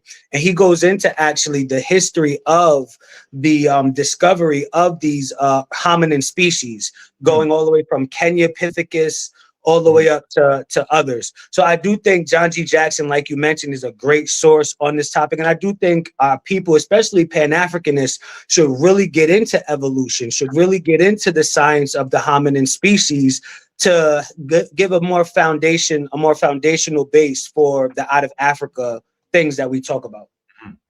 So, it's funny. And, I don't even consider myself a Pan-African, right? I know. But I find it funny. Watch this. That let's not speak in absolutes. I think it's important not to do that. I find it funny that most people that claim we are the original humans will fight against Charles Darwinian evolution. Right? Read the same books that we read, bro. Okay? They read the same books that we read in like this one, Man, God, and Civilization. When I talk about that, I said chapter 2 because he talks about Darwin in chapter 2, but he also talks about him in chapter 3, right? And this is his actual statement from his book, right? It says, Darwin said, "The man published the cradle." It talks about, first of all, it talks about Darwin actually being the first person to say that humans come from Africa. It's the first part, okay? Then he goes on to say, hold on. All right. It say in each great region of the world, the living mammals are closely related to the extinct species of that same region. It is therefore probable that Africa was formerly inhabited by extinct apes, closely aligned to the gorilla and the chimpanzee. And as these two species are now man's nearest allies, he ain't saying he is, right? It is somewhat more probable that our progenitors lived on the African continent than everywhere else. That's a damn scientific prediction. That's in here as well. Okay, I got it. Okay, all right. Well, so there we go. So yeah, but these books, Dr. Ben too, he got a comprehensive list of the different fossils and talks about evolution. So to speak to your point, it's wild how people who espouse Pan-Africanists or espouse a consciousness and claim to be the original man that walked upright, they throw the very thing that can scientifically prove their point. Exactly. I agree with you. And that was actually what allowed me to completely embrace this topic, is when I realized that the genetic science, the anthropological science, the biological science, the evolutionary science supports foundationally a lot of the claims and stances we take as Pan-Africanism. Evolution confirms the primacy of the Black man and woman. So if you're talking about how the Black man and woman was first around the globe and we were first and pure and this, that, and the third, biological and evolutionary science proves that. It is your bulletproof shield to make that point, not only amongst our community, but academically amongst other communities, to where we could take this show on the road instead of just arguing with each other. We can actually create an intellectual forefront for us to push our research. Crazy as I don't know what. And why I'm gonna add this source, then I'm gonna go to Silky D. He's gonna come up with a lot of foolishness. I already know he is. He ain't gonna keep the script, yo. But just for the Pan-African people, I want y'all to know that there's something called Pan-African Archaeological Association. Serious work here. Okay, the Pan-African Archaeological Association is the Pan-African professional organization. Archaeologists, geologists, and paleoanthropologists. It said the association was founded by this person, Louis Leakey, right? And its first Congress was held in Nairobi in January 1947. All right, so right there, right, at a Pan-African conference in Nairobi, you get this right here. And I want to let you know how important this was. This actually allowed African nations, right, and a Pan-African, meaning other African nations clump up with each other, right, to allow Europeans into their country, right, to quote unquote gather their ancestors and break down the understanding of the different bones, right? What Leakey said was, you need to educate these different African nations on said subject matter, right? This has to happen. You know, he's the founder of the Nairobi Museum. What he said was there can be only one white person on the board. And he relieved himself from the board. He left it in the hands of the people in Nairobi, right? This is essential in the development of understanding scientific concepts. But Pan-Africanism is straight in the middle of allowing European scientists and anthropologists into the country, forcing them to teach these Africans. Most of the fossils that are found in Africa come from Africans, forcing them, right, to teach them this study, right? The world is in a better place today based off of that thing right there. So what's going on, Silky D? I know you're about to mess it up and it's about to get super stupid. What's up? Might as well get you first. I ain't even got started yet, bro. I had to swing first. I had to swing first to get done. Go ahead. I come in peace. I'm never in peace. I'm at war. Okay, well, you're at war. Oh, I love to hear it. Go ahead. What do you have to say about today's lecture? Go ahead. Well, I'd like to start off with a source for you fellas. I'm glad y'all was talking about what y'all was talking about, but I'd like to hit y'all with just a little information real quick. You know what I'm saying, on a few things, since you're talking about fossils and skulls and out of Africa and evolution and Charles Darwin. So I just thought I'd kick it off with, is skull morphology based off of racism? You know what I'm saying? So let's dive into it a little bit. And let's just see, and these are references coming from 21, 25, you know, Victoria, Britain, until 2021. But yeah, let's get into it. Yes, the historical study of skull. Oh, you say what? I mean, why are you doing what you're doing right now? What the hell I got to do with what we was talking about? you just want to talk about something you think you know about. I know you ain't reading it right. I'm just trying to read. We can read it together. No. What's your point? Well, I know where you're going with that skull morphology is based off of racism. What that got to do with what we talking about, though? So what he's talking about, he's trying to invalidate one of the sciences used to trace out of Africa migrations of large people groups. What he's leaving, and he's talking about craniology used in eugenics, a simple form of craniology. But the science of craniology has been developed to include craniofacial metrics, right? So now it's not just the shape of the skull, but it's also the measurements of the nasal aperture, whether you have mid-facial prognathism or sub-nasal prognathism, which is known to be characteristic. Hold on, let me just let my plane. I know where you're going with this. The update to that is that craniometrics has now included craniofacial metrics, which gives you a more accurate reading on the ethnicity of a group. Okay. Go ahead, well, let me start at the beginning. Let me start at the beginning of what you're referring to. So, yes, historical study of skull morphology was deeply rooted in scientific racism. Deeply rooted in scientific racism. Just give y'all a little heads up what y'all be spewing when you talking about them out of date and older information. Used to justify false hierarchies of race and intelligence. Hence why you got Cedric going around talking about people are barbarians and things like that. Linking skull size and shape to supposed intellectual and behavioral superiority of white Europeans. Once again, what you're spewing out and regurgitating when you speak about those old fossils, all those old studies that were done back in the day, especially Charles Darwin, this is what most of it's rooted off of. Let's keep going. But modern science has thoroughly discredited these racist applications, though some legacies, ideas persist in controversial areas like forensic ancestry estimation. Let's keep going. All right, the idea that skull size or shape dictates intelligence or character is now considered pseudoscience and has been debunked by genetics and anthropology. So I just wanted to let y'all. Well, I'll hit y'all with one more day. No, you got a question. You hold on. Well, you gotta answer the question now. Can I land my plane? Okay, can I land mine?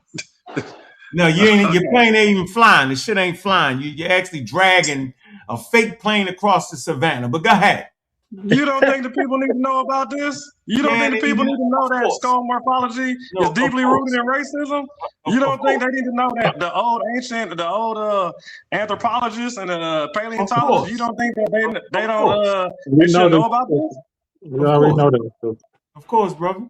Keep going. Well, can I keep reading it? Finish dragging your plane. Please land. Please land. He ain't flying. He dragging it. He ain't got no wheels because he ain't got no rubber. He ain't got no jet fuel because he ain't learned how to take the oil out the damn ground. Are you defending pseudoscience? Are you defending scientific racism? Is that what y'all are defending right now? Brother, could you please land your plane so I could respond? I could go if I start being interrupted. Okay, so so that one right there. So that's all been debunked, and that's pseudoscience due to genetics. All that's off. But let's get on to the GMOs. Now you were speaking about. Hold on. Before you move on. Stay right there, Silky. Yeah, before you move on. Let me address the craniology, please, because what you mentioned was a rejection of the application used in racist ways. So craniology used to indicate intellect. Hold on, I patiently waited for you. In your source, it stated a rejection of the application of craniology. Application to what? The racial science it was used for, meaning to indicate intellect or culture. That is what pseudo. Its use in ethnology is perfectly on merit, and that's how we use it to determine people groups and migrations for the ethnological applications of it, not the intellectual. Could you hold on, my brother? Self-control.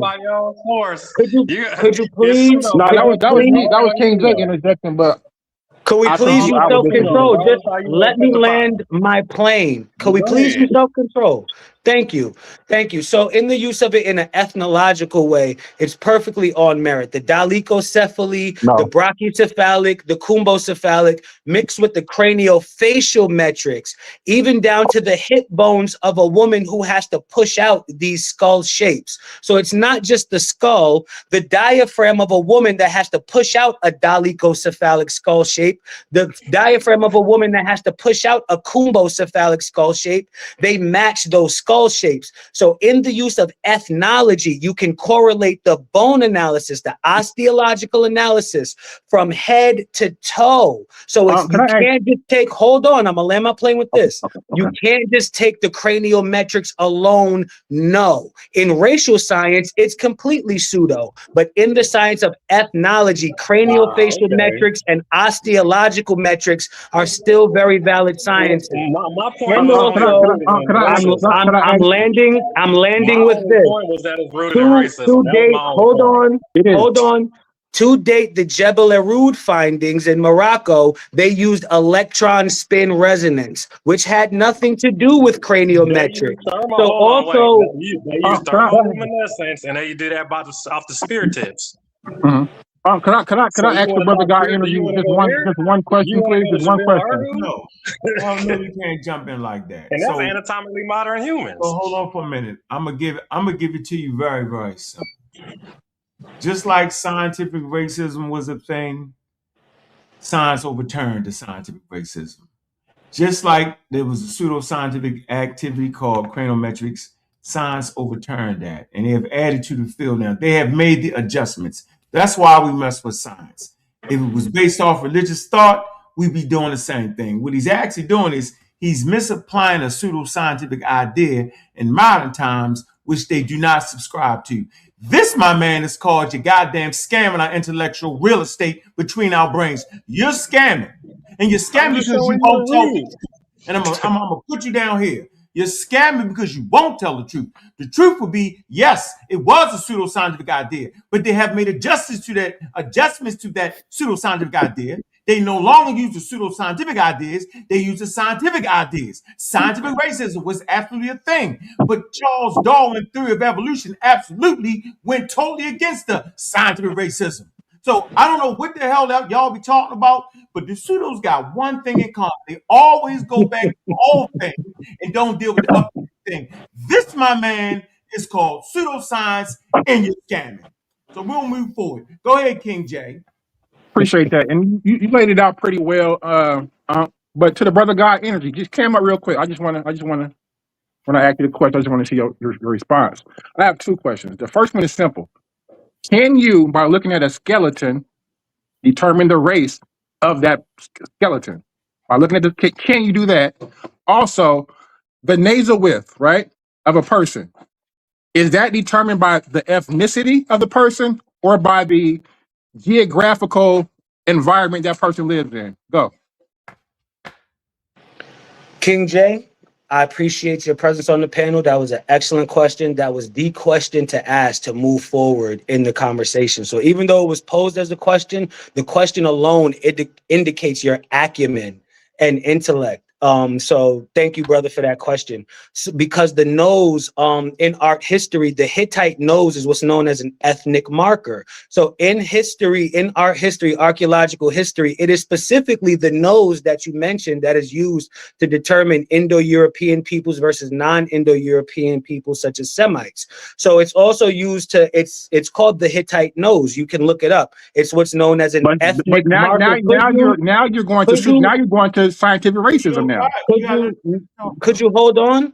No, this is the study of ethnology, right? And again, this is the perfect conversation for this because I feel like our people stray away from certain topics thinking, oh, I'm going to accidentally be racist and I don't want to look like the KKK, so I'm not going to think about these things. When really we do ourselves a disservice because there is an entire science called ethnology. I happen to be writing a book on this topic of ethnology. Right. So in ethnology, you do use certain things like nasal aperture, subnasal prognatism versus mid-facial prognatism. And you mix all of these things together. That's why it's called craniofacial metrics. Because yes, when you do the analysis, like people like Sir Arthur Keith and other anatomists, Thomas Huxley, who was also accredited and referenced in the book Sapiens that me and Ankh were talking about, these people are staples in the science of ethnology. So when you do osteological analysis and you take in the craniofacial metrics mixed with the hip bones, then with the culture associated with it, with all of those things combined, they composite those sciences to give you a picture of the ethnic groups. Then you do the genetic testing and add the haplogroups. That together informs and is the field of ethnology, which I would love to introduce to you. I wanna. You're talking. Wait. Because you didn't answer the question, brother. You did not answer the question. I said yes. I said yes. You said that nasal width alludes to ethnicity, not environmental conditions. Your nasal width is determined by the environment you live in, right? If you're in a more humid or arid environment, and ethnic groups carry those markers. So that does not, brother, listen, that's geography. That has nothing to do with your skin tone. You're alluding to scientific racism. You're saying that because you have, hold on, brother, stop. You're saying because you have a wide nose, right? That alludes to your ethnicity, correct? No, you keep making postulates and then making me try to fit into that box while cutting me off, my brother. That's why I'm trying to inform you because you're also not listening to me. And then you're rephrasing what you think I'm trying to say to fit your argument, brother. That's not what I was saying. If you want to re-ask me what I was saying, then I'll restate it for you. But that's not what I was saying.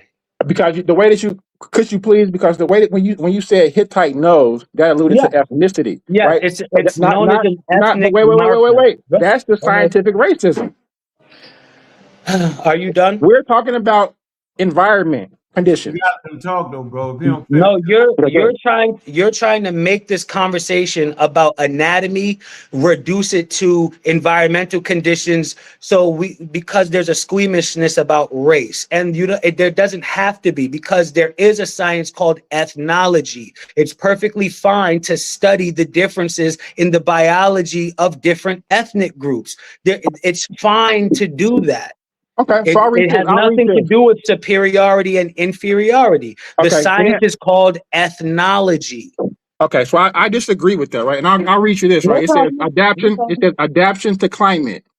Anthropological research suggests that nose shape is primarily an evolutionary adaptation to local climate, rather than a marker of ancestral groups. Narrow noses generally evolve in cold, dry climates to help warm and humidify the air before it reaches the lung. Wide noses generally evolved in warm, humid climates where the air is already moist, allowing easier cooling airflow. It has nothing to do with your skin color, brother. Is it my turn now? Your skin, yeah, it's your turn. Right. So what you're talking about are the evolutionary factors, right, that led into the base population, the basal populations to produce those features. After those basal populations produce those features, more mutations happen and adaptations happen and gene flow sharing happens to where we get the ethnic groups that we end up with in this time. So in this time, by the time of the Chalcolithic age and the Neolithic age, those features are definitely associated with specific groups that we label as Indo-European or otherwise. And by that time, it is the Indo-Europeans that carry those phenotypes into those areas. The Hittite nose is used as an ethnic marker in archaeological and art history to determine whether these are Indo-European speakers or not. Why would that be important? So when we approach the language of the Hittites, we know we're trying to decipher an Indo-European language and use Indo-European references to decipher, or if this is a Semitic peoples, where we have to use Semitic sources to decipher their language. Hold on. Hold on.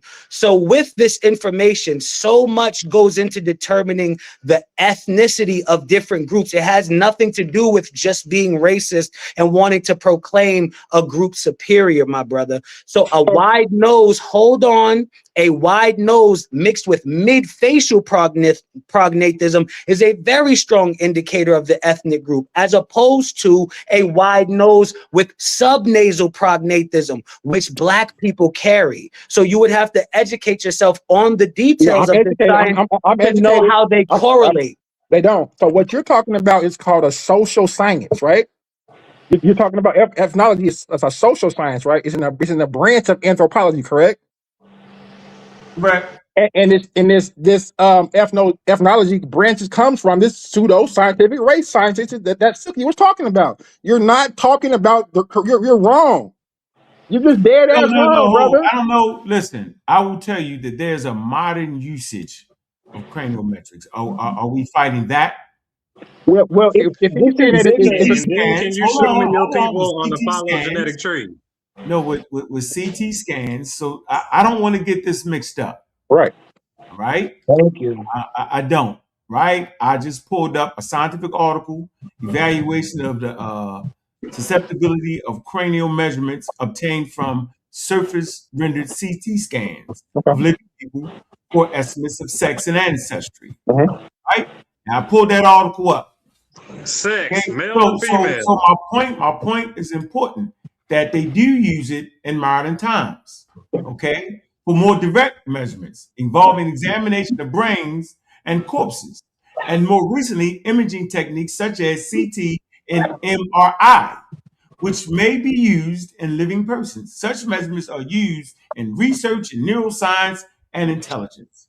Brain volume data and other craniometric data are used in mainstream science to compare modern-day animal species and to analyze evolution on the human species. So you can use it. So I'm saying that what quote unquote the straw man is trying to Silky D, the straw man is trying. It's two different things. So I don't even know how we got in this argument, King J. Because you're speaking modern. I'm gonna catch y'all later. I don't want to get people confused. He was absolutely wrong in that. That's what I'm saying. His comparison is absolutely wrong. What he's done is, come on, man. Oh, come on, bro. Come on, bro. It's one person talking at a time. Specifically when I'm talking. That's why I'm doing a show over here, so y'all niggas can't cut me off, because I got tired of that nonsense. So what I'm telling you is, what you read has nothing to do with modern anthropology, has nothing to do with scientific racism, right? You have taken that and placed it in an era of time which it does not exist.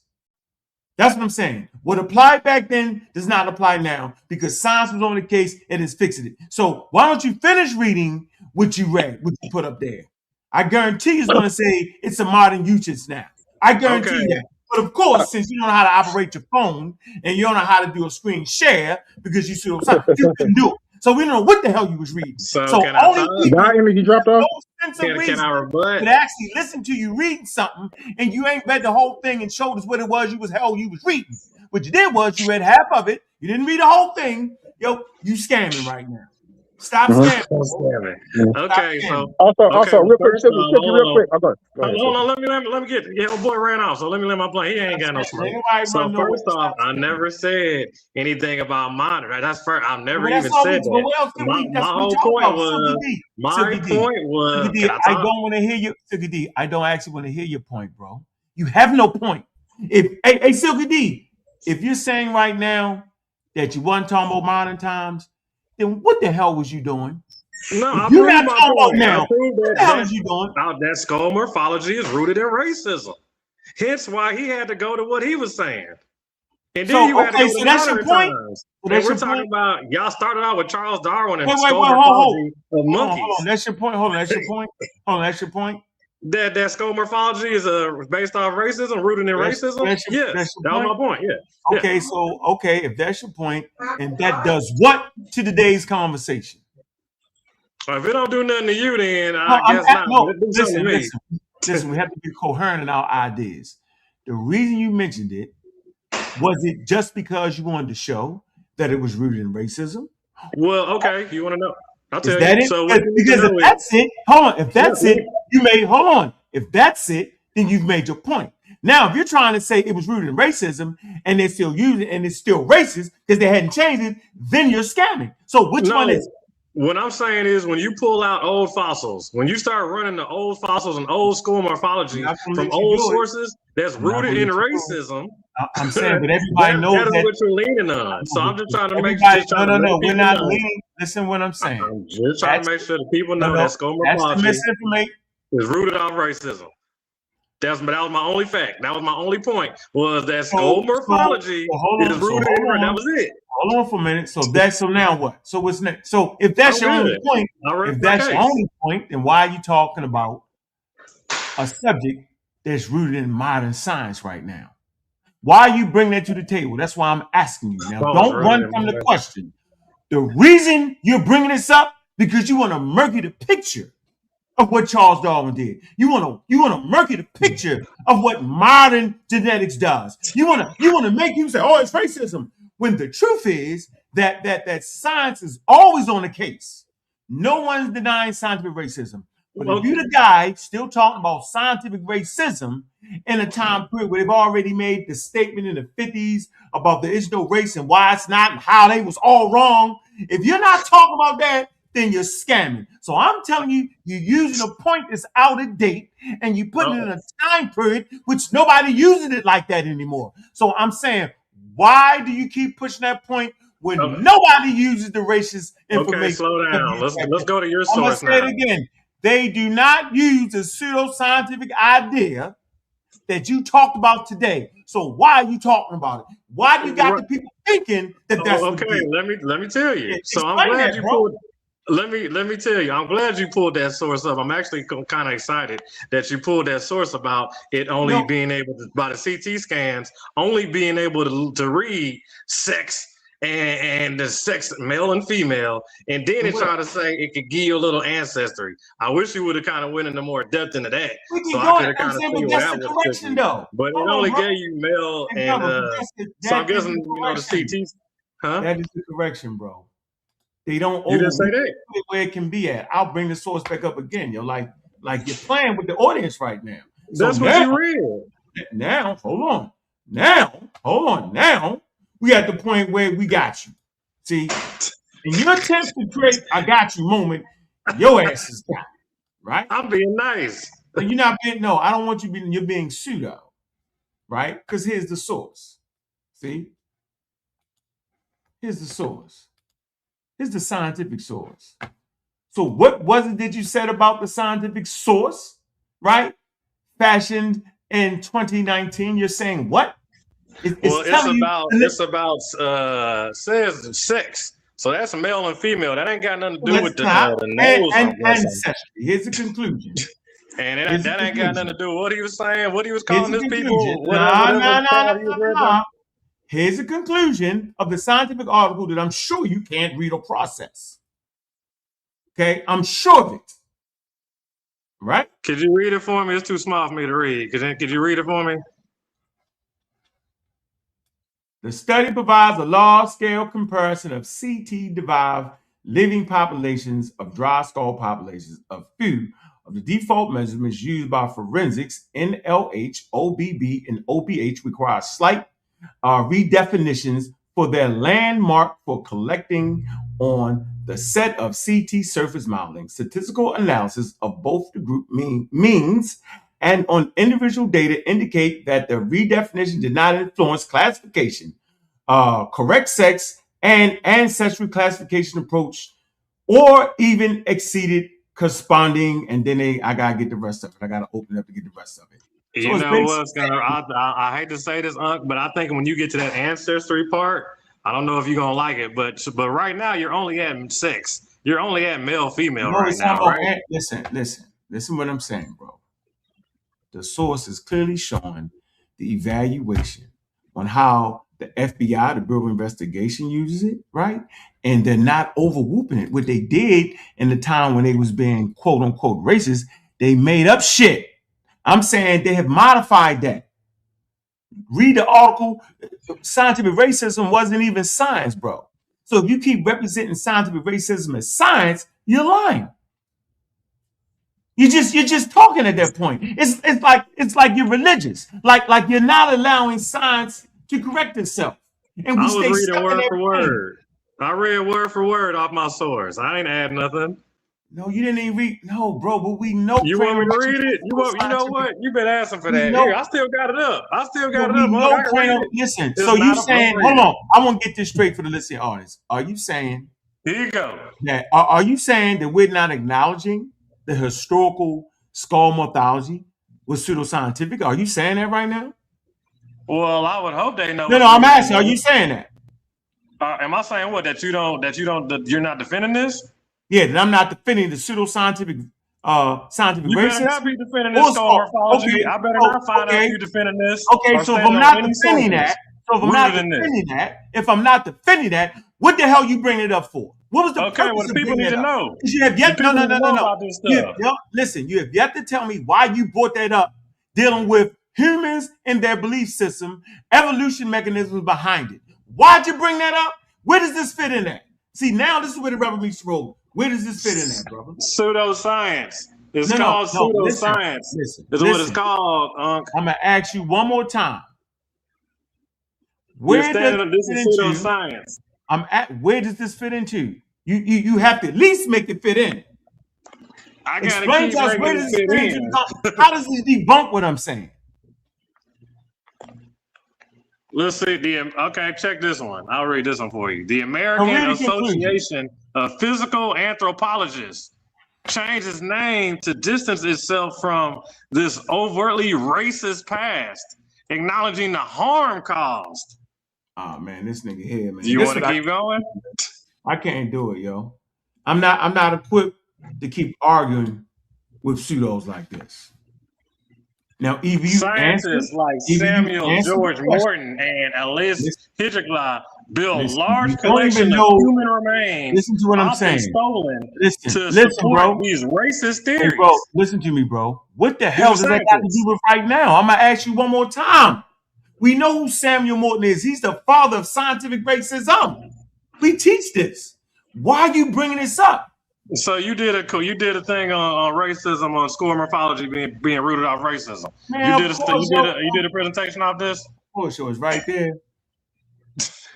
You show the people about how You this know stuff what, is rooted yo? in racism. Did you show them this?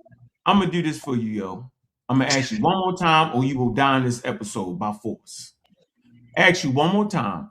What the hell does that have to do with humans and their belief system and evolutionary mechanisms behind it? Are you attacking evolution with that? Yes or fucking no? Answer the question. Well, Hold on. If you don't give me an answer, you're gonna officially die in this episode because you're playing with me right now. So hold on. I'm gonna ask the question one more time.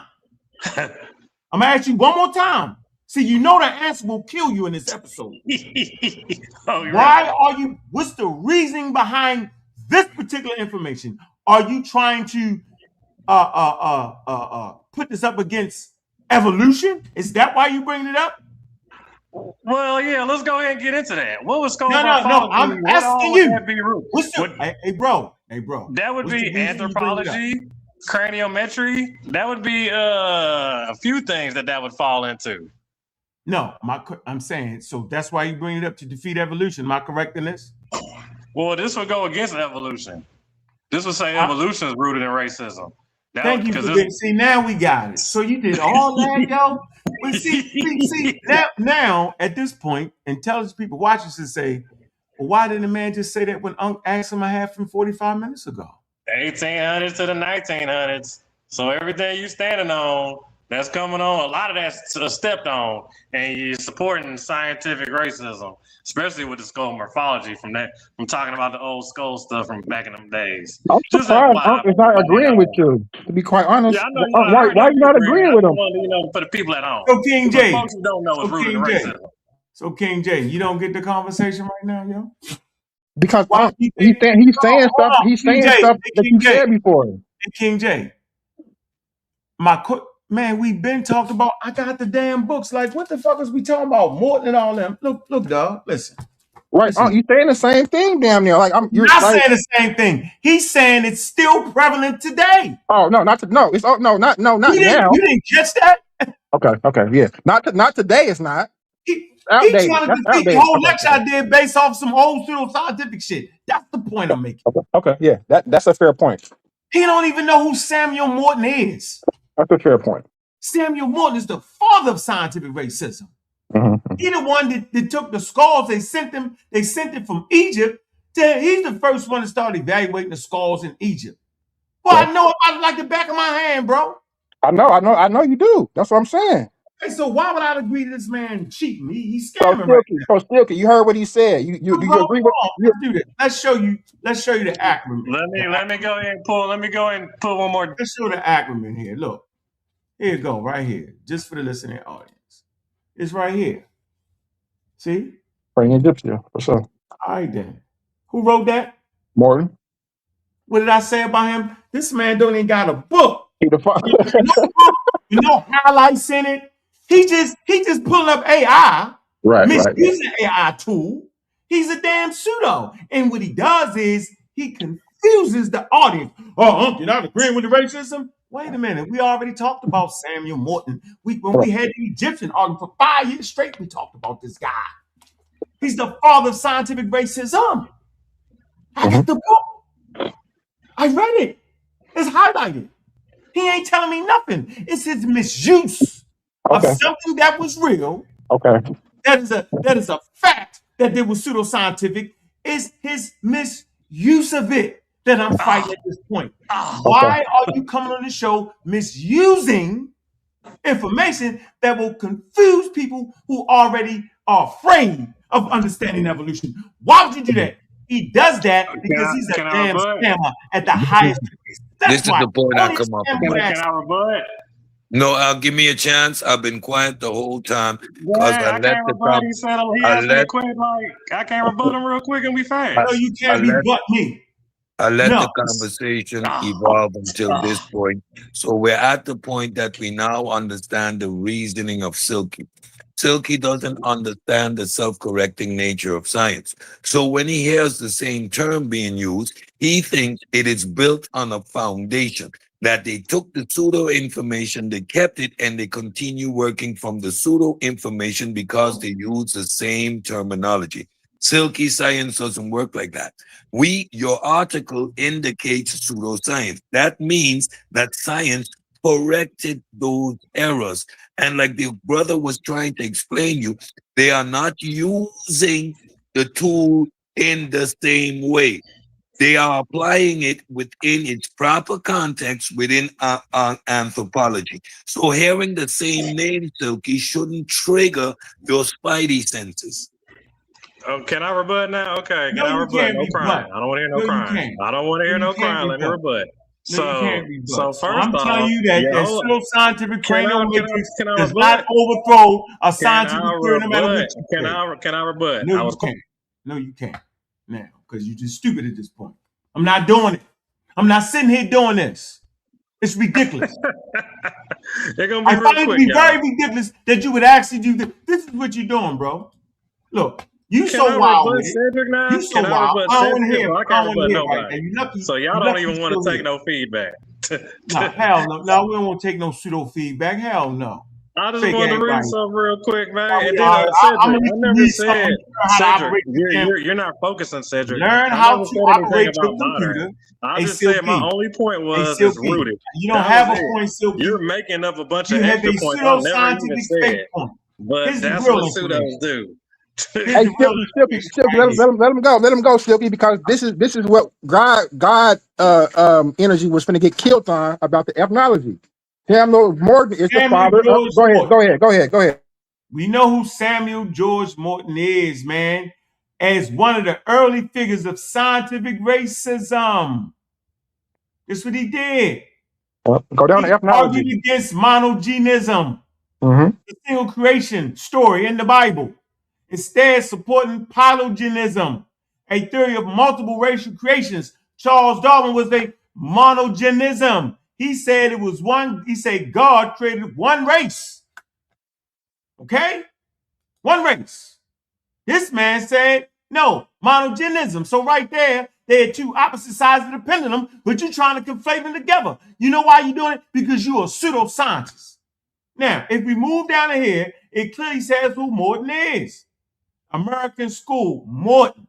Samuel Morton is often thought of as the originator of the American School of Ethnology, a school of thought in the antebellum American science that claimed the difference between humans was one of species rather than a variety. Charles Darwin talked about the variety. And it's seen by some as the origin of what? Scientific racism. I said it. I said that. So I don't need you to come up here and lie and make up stuff and confuse the audience with your pseudoscientific ideas. I am telling you that nobody pays attention to Morton anymore. So I'm trying to figure out why you keep doing it. Why were you agreeing with God energy when he was talking about ethnology? I didn't agree with anything. I was allowing the conversation. Okay. I was allowing the conversation to go through its natural course. Because the one that is egregious at this point is Silky D. He can't even operate his phone to share his screen. We don't know what the hell he's reading. Because I guarantee you, if you would put cranial metrics, right, in your AI tool, it's going to say something different. It's not going to say what this man is saying. This man is a bona fide pseudo. And the fact that people would even respect the nonsense, it proves my point.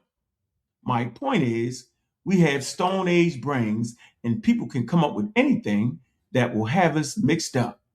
That's exactly what he's doing, bro. Because listen, if you don't know anything about Morton, look, here's the skulls. He was taking skulls. He's the man that came up with the idea of doing this. So no one's denying that it was racist. What we're trying to get you to see the sophistication that humans can grow from their mistakes. You saying, well, damn, that was a hell of... Yeah. I'm saying it. I'm saying that nobody pays attention to that no more. I'm saying they have changed that, just like with scientific racism, right? And the fact that people are still touting scientific racism, this is another pseudoscientific idea that is perpetuated constantly in the community by people like Silky D. He's a bona fide pseudo. This is who I be talking about when I say what I say, you're a damn pseudo. I'm not talking about people just trying to learn. I'm talking about people like him. Look, he will lie to you. Listen, if we can come to what y'all would call a white man's documentation, right? The white man documentation clearly says this. They ain't hiding it. They ain't running. This is what, since y'all call it the white man documentation, the white man documentation clearly says this right here. What does it actually say? It says, I just wanted to help you out, Unc, man. I just I wanted don't to need put no you on the help. right It path, says, finally. scientific racism, sometimes termed biological racism, is a pseudoscientific belief that the human species is divided into biologically distinct taxa called races, and that empirical evidence exists to support or justify racial discrimination, racial inferiority, or racial superiority. Yeah. Don't let me go to Charles Darwin that's in this article. They'll tell you that he was not racist in this particular context. Don't make me do it, because I will. So what I'm saying is, why do you keep saying what you're saying? I'm going to say it again, bro. Why do you keep doing what you're doing, bro? Go get that I'm going to let you talk, and I'm going to let you lie. See, now we know exactly what the lie is. The lie is based off of people like you that on a regular basis I read it word for word. I didn't lie about nothing. To the racism, cranometric, right? They're not using that shit today. But see, no one can actually get out of their own way based off of the lecture I did. Show me the Darwin being racism free. System and evolutionary mechanisms behind it. Why is it that you still believe that they're using scientific racism? You know why you still doing that, bro? Because I said it's rooted. You refuse to read. You refuse to study. I said it's rooted. You refuse to be like scientific ideas. I'm going to claim I never made. When they're found to be wrong. I never made that claim. I'm going to let you talk. I'm going to let you talk, right? Now that we know that you're overthrowing evolutionary science with cranial metrics, because you said it out your own mouth. Go ahead and have at it, bro. Okay, so what I said, I'm going to give you a minute and a half. You're defending statements I never made. I'm going to give you a minute and a half. Listen to what I'm saying, Silky D. No, I changed my mind since you keep talking. I'm going to give you 1 minute, uninterrupted, to lie to the people.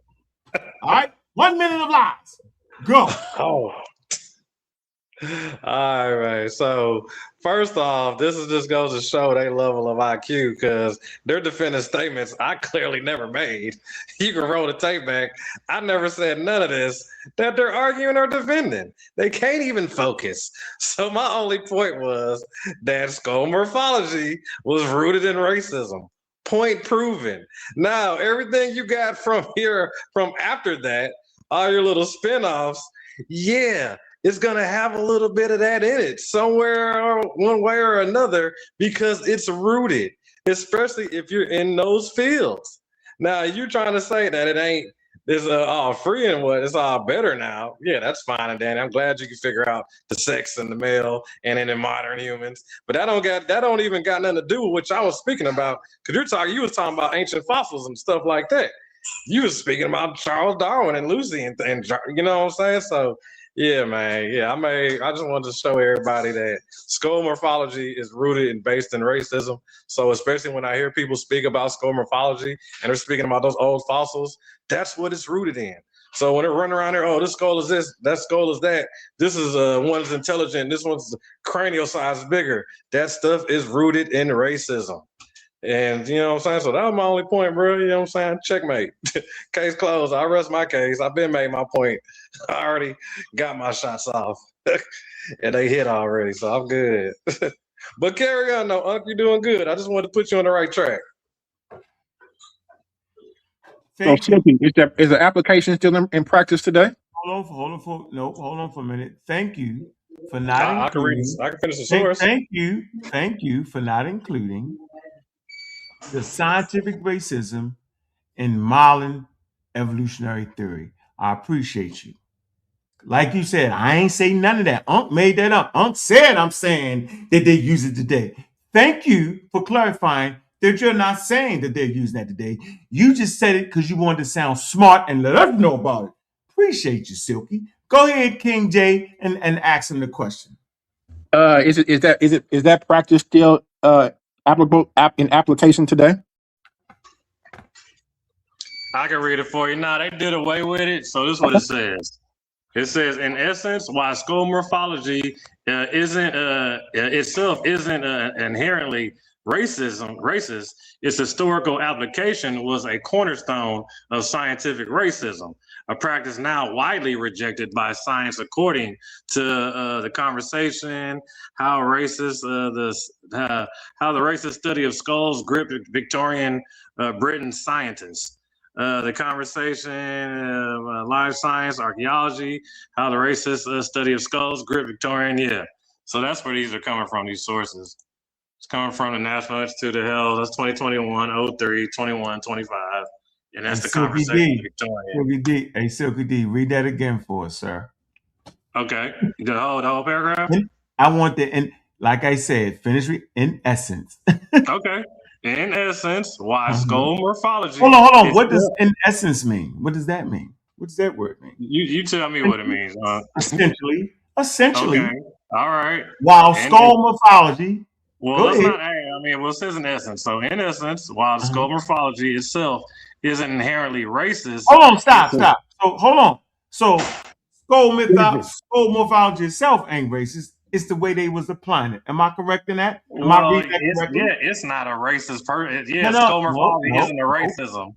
It's not a racist white guy. I mean, it's not a racist human. The application was racist. That's not what it's saying, Silky D. See, what I say about reading. Well, hold on, because it says it's historical application. I'm saying you got cornerstone. Else words like Silky D. And niggas like me that might mess up. Let's break it down then. Let's break it down. Hold on. Let's break it down.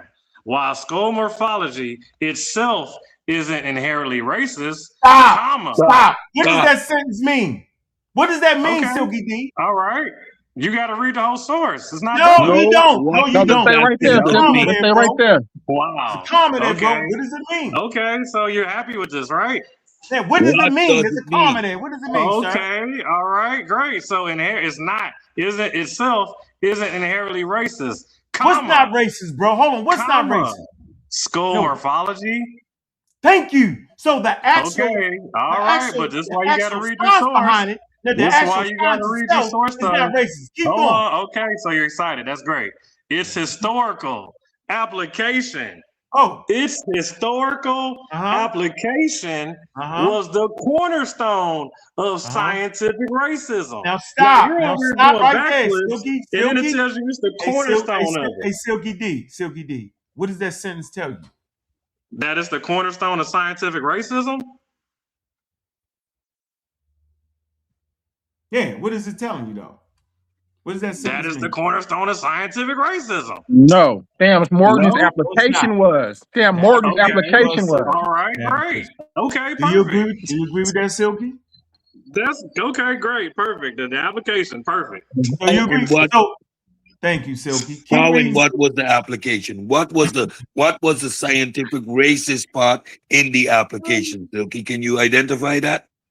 It says it's historical application. So whatever history they was trying to. How were they applying it historically, which made it racist? It's historical. That was the cornerstone. So it's saying like it's the cornerstone. Listen to my question. Their application of skull morphology was inherently racist. What aspects were racist? What did they do? No, skull morphology itself isn't inherently racist. It's application. The application was the cornerstone of racism. So things like determining intellect, etc. These things were the racist aspects of skull morphology, right? Because these were the unsupported conclusions, right? But a measurement is a measurement, right? That's a hard fact. But the conclusions reached about intellect, etc., etc. This is the pseudoscientific application or the racist application, right? But we can still measure a skull and have that data and it be empirical, right? Can you understand the difference? No, we're not talking to him no more. We're closing it out. So we read the sentence with clarity and grace. Hold on. We read it with clarity and grace and what it said. They say they don't even apply that today. They don't even use that today. Did it say that, Silky? Did your source say they don't even apply that today, Silky? Of course it did. Hello. Can you hear Silky? Mic check. We can hear you, Silky. We can hear you. So, ladies and gentlemen, I stuck with that long so we could force him to read the whole damn thing and what the conclusion was. Don't get tricked by charlatans. Don't get tricked by scam artists that will not produce the data properly. They'll read something, but will not read in its proper context. Context is king around here. Pronouncing words is cool and is dope, but the context of those words is king. That's where we at right now, man. I appreciate everybody. Look, we going over. I want the crowd to go ahead over to the HOK.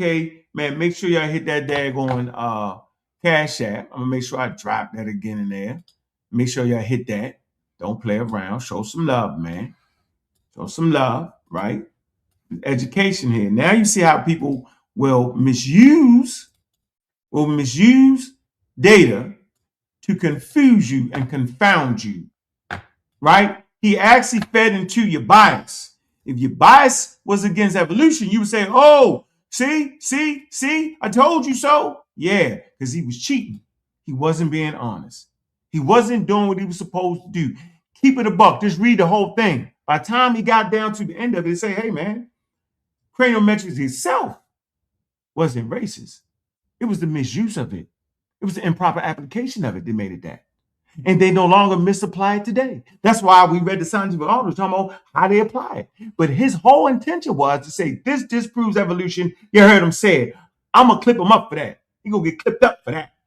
But I appreciate everybody coming through, man. Go over there to the interview, man. Big up to everybody that enjoyed it. We had 2.5 hours, yo. We passed the mark, man.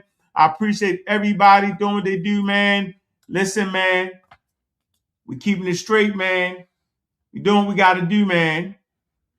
Because y'all know what it is, man.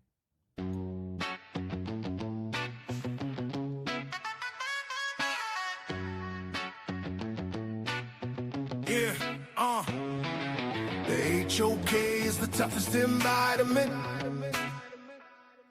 And at your own risk is the toughest environment. The HOK is the toughest environment. Yeah, stay strong, don't cry. It's the toughest environment. Yeah. No handouts here. You have to earn your respect.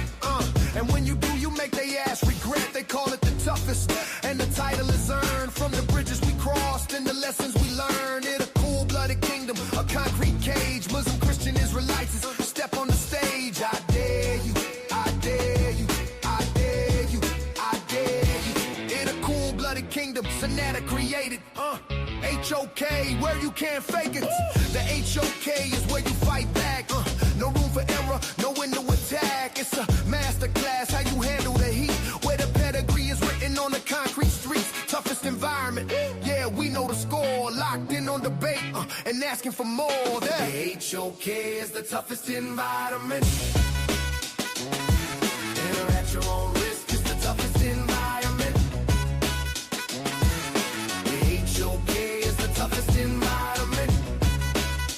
Stay strong, don't cry. It's the toughest environment.